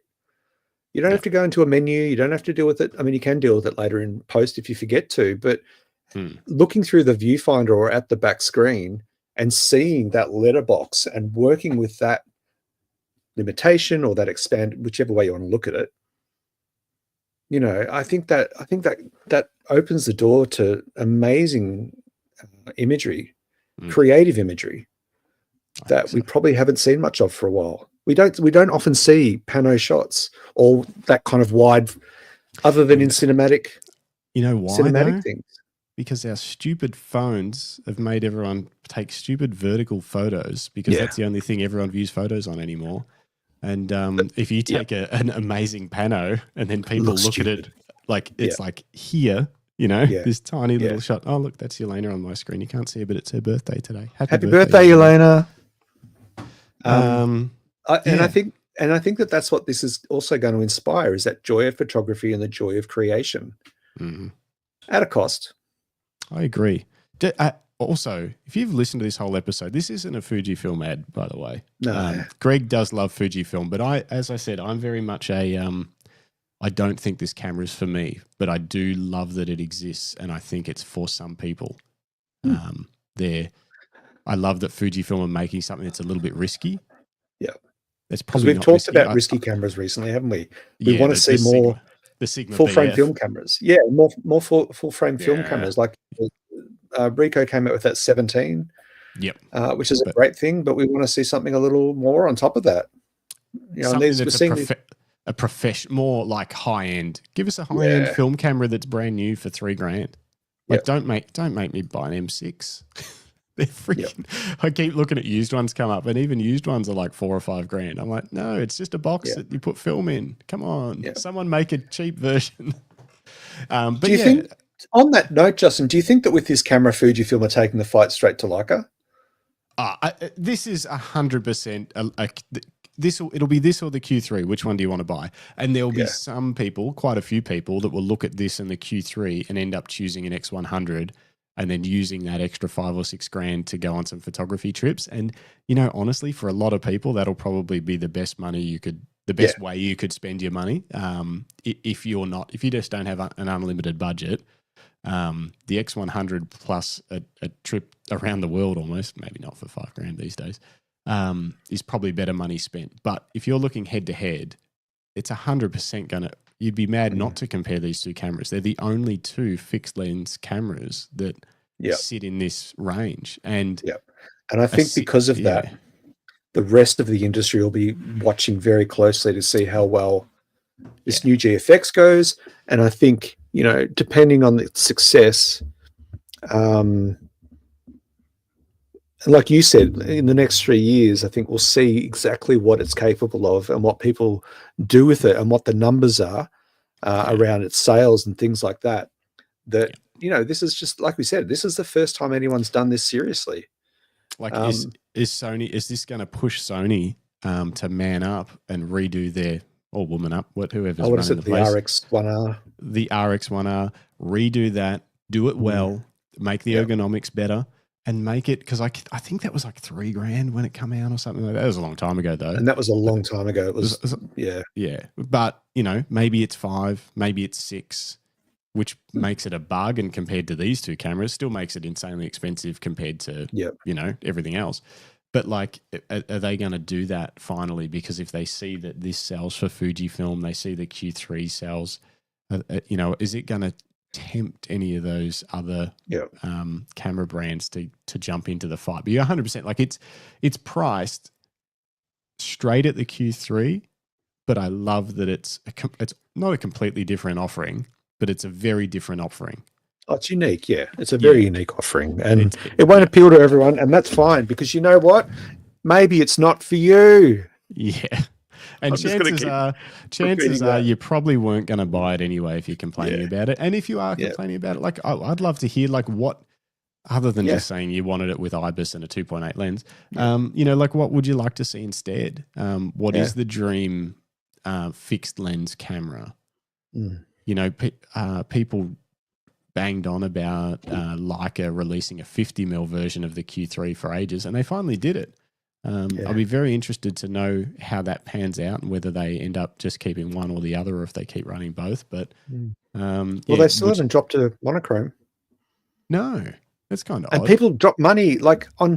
There's a limitation for you, and people still drop 10, 12 grand on them. The Q2 monochrome. But, they love it. They're hanging out for the Q3 monochrome. I'm surprised they haven't. It'll be coming. Have to be, because it will sell tons, and they've already got the body, the lens, and the sensor is in the M11 monochrome. Like everything, it's literally just assembling different parts from what I can tell. Yeah, they're probably spacing it. I was going to say, they're obviously holding it out a few years. Then they release that, and then in a few more years, they release the Q4 or whatever, and they'd have a schedule planned out probably for the next 100 years of how to extract money out of silly people like me. One interesting point that I haven't touched on that Nev just raised, he just said, I'll put it up. Sorry, everyone. No point reading it. When we've got the power of vision. They could have pushed out another GFX50 with faster focusing for sports. Meh.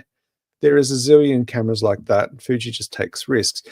Another point that probably will be raised is why didn't they just make it a 50 megapixel sensor and make it cheaper? Because this would be better. Because that would be better. 50 megapixels is pretty close to the X100's 40. That's a good point too. I didn't even think about that. Like that's a hard justification. That would be a very hard sell. But also, I don't think Fujifilm are going to invest in 50 megapixel sensors anymore for GFX. Yeah. It doesn't make financial or from a manufacturing point of view, why produce two different sensors when you can just produce the one and put it in every camera? And we all want that 100 if we're doing it, you know, like it's sort of do it right. So are they still selling 50 megapixel? Are they unless it's like old stock, are they making currently a 50 megapixel that you know? Well, when you go to the Fujifilm Australia, no, not that I know of. When you go to the Fujifilm Australia website, the top three cameras are the RF, the 100 Mark II, which is the flagship, the big daddy, and then the 100S Mark II. You can then, that's what they're listing as their current GFX cameras. So the others have been removed. Yeah. So there was the 50, and that's gone. You're right. I don't think they're going to do another one. No one would spend the money extra over the X100, and anyone that's comparing it for $8,000 to $10,000 would be looking at the Q3 going, I actually get more megapixels. Plus the fact that it's got a red dot on it, and they'd be like, yeah, okay, I'll do that instead. So it's the direction they've chosen with the sensor makes total sense, and especially once you look into the cropping aspect ratios and all that sort of stuff, everyone's going to love having those extra megapixels. Why wouldn't you? But I do, and I do like that they brought this out in two colorways. I don't like the silver. I mean, I like it, but I would go for the black. I always go black. But like the X100. They're making it appealing to a different demographic. They're making it appealing to people that are into style and retro aesthetics.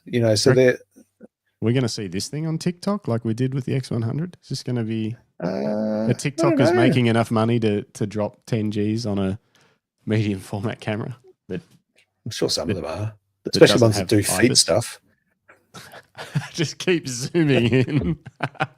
100 megapixel feet. Oh, put that on your OnlyFans, Justin. Imagine.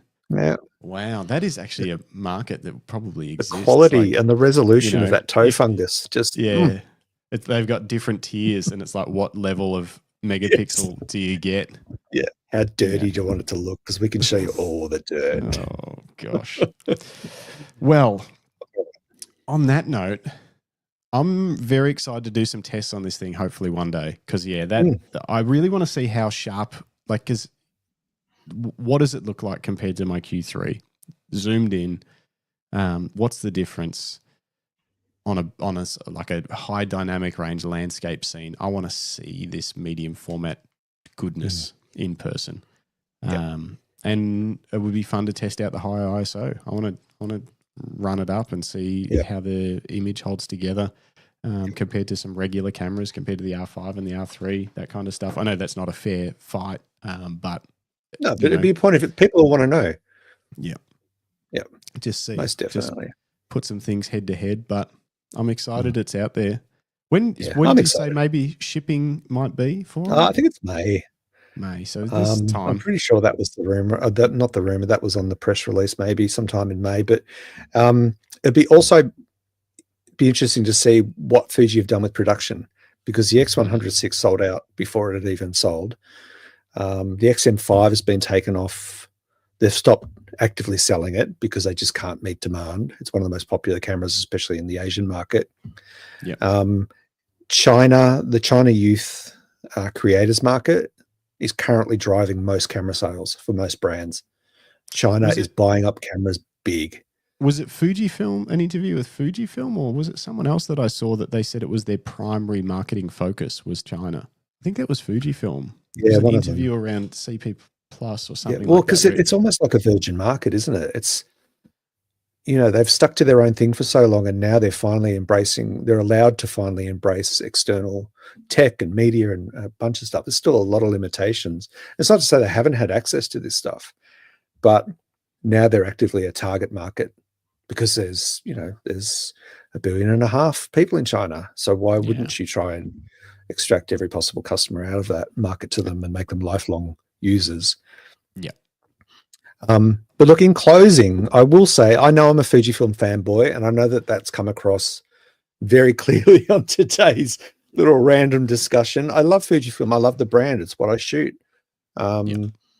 I love the community because I've been a big part of building that community. So there's a lot of me invested, and I know that makes me biased. I'm well aware of my biases, but I'm also well aware of, I've got a pretty good bullshit meter, and I can hear bullshit when people start complaining about the wrong things. So I'm going to call that out too. Yeah, and hey, the thing is, it's fine for them to complain about it. Everyone's free to have their opinion, but it's kind of just don't. People shouldn't let it get to them like, oh, Fujifilm have let me down by not releasing the camera, the right camera. It's like, no, they just released a camera that's got different specs to what you would like. But someone else, it'll be the perfect camera for. And if it's not for you, don't buy it. Don't. You're good. Isn't that great? You don't have to waste your money. Wait for the next thing. Maybe the next thing will suit you better. Yeah. And don't forget that at the end of the last Fuji Summit, they announced that there was 2 cameras coming soon. We've only seen one. Oh yeah. The other one's going to be, I'm guessing the other one's not going to be 10 grand probably. It'll be something different. Yeah, I think it'll be something. XM5 is entry level. The XTs are kind of pro level. They need something in the middle. Yeah. I'm asking for an XE5. You are? You've put a XE5. request in. Yeah, I did. Nev just mentioned he just watched 3 Blind Men and Elephant, which is a YouTube channel. Have you ever seen that guy? I have. He's got this. I can't do it as much as he's got this speaking cadence. He's always in black and white. Is that him? Yeah. And he's got this speaking cadence where he's talking about everything like it's a beautiful story, and it takes quite a long time for him to get across the things that he's saying, and there's a lot of fluff. But I do enjoy his videos, and maybe we'll get him on the podcast one day. We'd love to have you on. We do like your YouTube channel. And he says, he states and showed that the Leica Q3 was slightly better pinched into 100% than this camera. That's the sort of stuff I'd love to test. I would take his opinion with a little bit of a grain of salt, because I think he's as biased towards Leica as Greg is towards Fuji. So it doesn't mean that it's not true, because if he's tested it and he's shown it, then I'm not saying anything, but I think he's a bit of a Leica guy. But yeah, I'd love to get him on the podcast at some stage and talk to him. I want to find out whether that's his regular speaking cadence or if that's his like persona for his presented YouTubes, because he's quite a character. I really like it. Yeah. Frog wants to know, did we mention the raw file size that this thing will generate? Yes, it's no secret. Greg said it. Yeah. You'll need a computer and you'll need some hard drives. Yeah, you're going to need a new MacBook. Yeah. Pro. But the thing is too, you're not shooting, this is, like we've said, this is not a sports camera. And trust me, if I'm, even on my small camera, if I'm blasting away at 15 to 30 frames a second, it doesn't matter that it's only 24 megapixel or 45 megapixel. We're probably chewing up more data than this thing is. So, I wouldn't be too concerned. And wearing out your camera quicker too. No, electronic shutter, and it actually works. That's the big benefit of the R3 and the R5 Mark II. The electronic shutters are pretty Pretty phenomenal, and you're not wearing out the mechanical parts of your camera. I don't know if the electronic shutter wears out. I haven't asked. Well, I think just use in general. Oh, for sure. But I think we all kind of get, and you and I know different. We all got excited about this in the rumor phase, and and I'm still excited about it. But at the end of the day, it's about finding the camera that just makes you happy, makes you get out and take shots. If you're a professional, well, then you know what you're looking for. If you're an entry level or a student, start small, build up. Start with a kit lens, or go get yourself a 35mm full frame prime. Build up to what you need and what works for you and your style and what you're trying to achieve, and work with the limitations of the camera that it offers. We've and I've said this a couple of times in my reviews, that we're falling into the trap that Apple have set for us where every time there's a new MacBook Pro or an iPhone, we think we need it straight away. We get FOMO because that's how they've marketed. That's how they've groomed us. It's a terrible word, but it's true, through generations of Apple products, that we think they make us think we need the next best thing. The M4 chip now with Apple Intelligence, and you feel like you're missing out on what you've already got, which is bloody fantastic. It was fantastic 3 months ago when you bought it, or 6 or 12, or even, the X100, which I bought a decade ago. It's still fantastic. I just haven't let that impact, that marketing impact the fact that, well, I should get rid of that and upgrade, because I love what it does and it works for me and it gives me great joy to go out and shoot with it. I think at the end of the day, that's what you need to look for. That's what we love gear. Don't get me wrong. Look at Justin's shelf back there, and I've had more than my fair share of camera gear. We all love gear. Most of the stuff on this shelf's actually worth a couple $100. You can't really tell because it's like dark and out of focus, but they're all just cheap film cameras.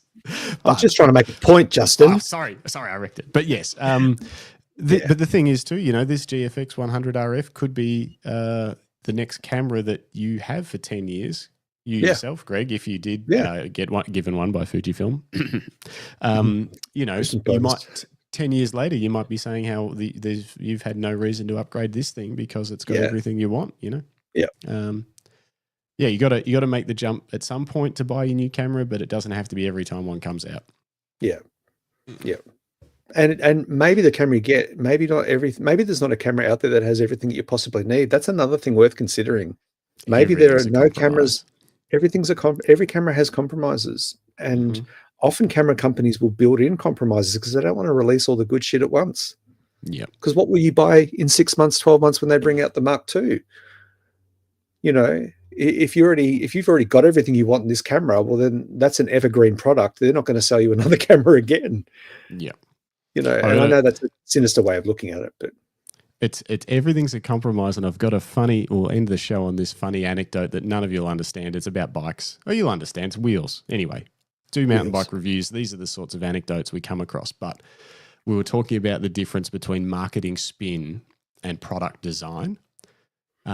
Bicycles, mountain bikes used to be all 26-inch wheels. That's what they were. Then they come out with 29-inch wheels, which roll better over little bumps because they're bigger wheels. So it's easier to roll, faster, but they're not as easy to turn. The bigger the wheel, the harder it is to turn. Imagine those old big bikes that people use, the penny farthings people sit on. So small wheels turn fast, big wheels roll fast but turn slow. They brought out the 27.5-inch wheel, and the marketing spin was the ultimate no compromise wheel size. It's got the turnability of the 26, but the rolling speed of the 29. The ultimate no compromise. And the product designer was like, it's literally a compromise.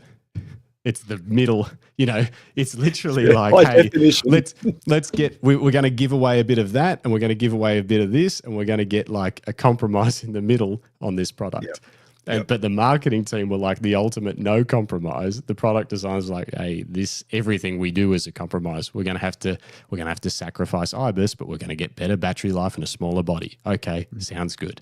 That's all it is. And you can't get everything in one package. Otherwise, like you say, we'd have, like before Greg and I went on the show, we're like, all everyone wants is something the size of an iPhone that's got a 16 to 500 mil f1.2 lens.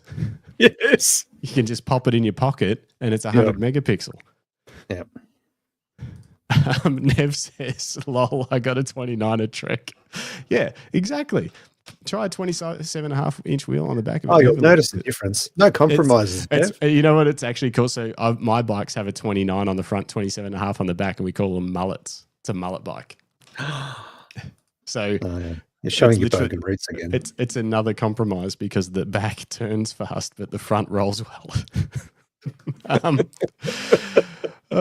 Anyway, we should, and I'm sure no one is listening to this podcast at this point, but if you are, thank you for sticking with us. Hopefully let us know what you think.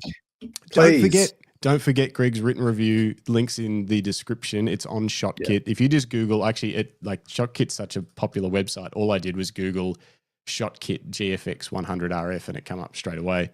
Are you seriously not going to put it in the comments? No, it's in there. It's in the description. I can put it in the comments too. But you and I were about to have an issue. No, it was in the description already. It was up there on the start of the show. Yeah, it is easy to find. Yeah, go there. It's got tons and tons of product pictures taken by Greg. They're not supplied by Fujifilm. He does his own. And it's got all the specs and what he thinks, way more than we can fit into this show.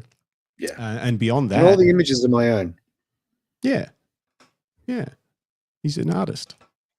Beyond that, holy shit. Brendan waits. I'm here. What did I miss? 2 hours of back and forth discussion about a new camera. Yep. But we can start again. Yeah.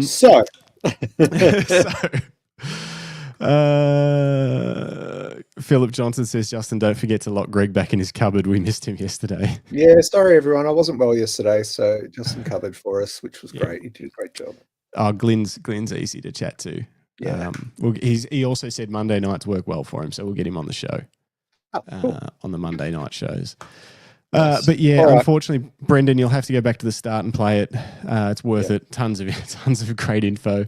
And otherwise, like I was saying, yes, we would. You know your things about cameras. You sell them. We'd love to know what you think of the GFX100RF. So interesting perspective. Drop your comment below. If you're listening on Spotify or Apple Podcasts, I don't know, jump on our Instagram. We've got an Instagram. Just search the Camera Life or comment wherever. Brendan says, send me one, and he'll give us his info. Look, hey, we're trying to get one. Greg had it for 2 weeks, but he had to send it back. Yeah, I wasn't allowed to tell anyone. And otherwise, join us on Monday for the random photography show. Join us on Thursdays for interviews. Subscribe, comment, like. We've got Dan Paris coming up on Thursday next week. Dan is, I was going to say, tell us about Dan. So Dan, I don't have his profile here, but fascinating character. He's been an actor on Australian TV and film. He's a filmmaker. He lives in WA, in Esperance. That's where he's been part of his time, the other part in Perth. Filmmaker, landscape, portraiture, aerial stuff. He does it all. He's had a really interesting career. And is it true he was on Neighbours? I believe he was. Yes, I believe he was. That's on pretty Neighbours cool. For a bit. If you we Google are him and bring the up tally. We are becoming tally. Yeah. So we got Dan on, which is awesome. He'll be on Thursday. So please join us on Thursday. Like Justin said, drop your comments. Let us know what you think about the GFX100RF. What would you do if you had the money? Would you get that, or would you get a Leica? Which would you get out of those two? If money was no objective or no concern, well, we hate you for that. Let us know what you would choose and why. And we'll cover it off in an upcoming episode. But this isn't the last discussion about this camera. I'm sure we're going to hear stuff about it moving forward. It's exciting. It's unique. It opens a door for other interesting variations on this theme, I think. Exciting. Thanks for making it, Fujifilm. We appreciate you. Yeah, thanks. But I'm not buying one. Not yet. Yeah, but if you want to send us one, we'll get in there. We'll get in there, folks. Don't you worry. I'll be happy with silver. It's fine. Yeah, I'll go all black. Yeah. All right, let's roll the music. Let's get out of here. This has been the Camera Life podcast. It's been a very, very rare show, but a good one. Thanks for joining us, and we'll see you. We'll see you on Monday. Thanks, everyone. Thanks, Greg. Talk soon. Thanks, Justin. All right. Bye. Oh. This one builds. The slow burn. It does build. I'm just going to let it play out because I like it. Yeah, why not?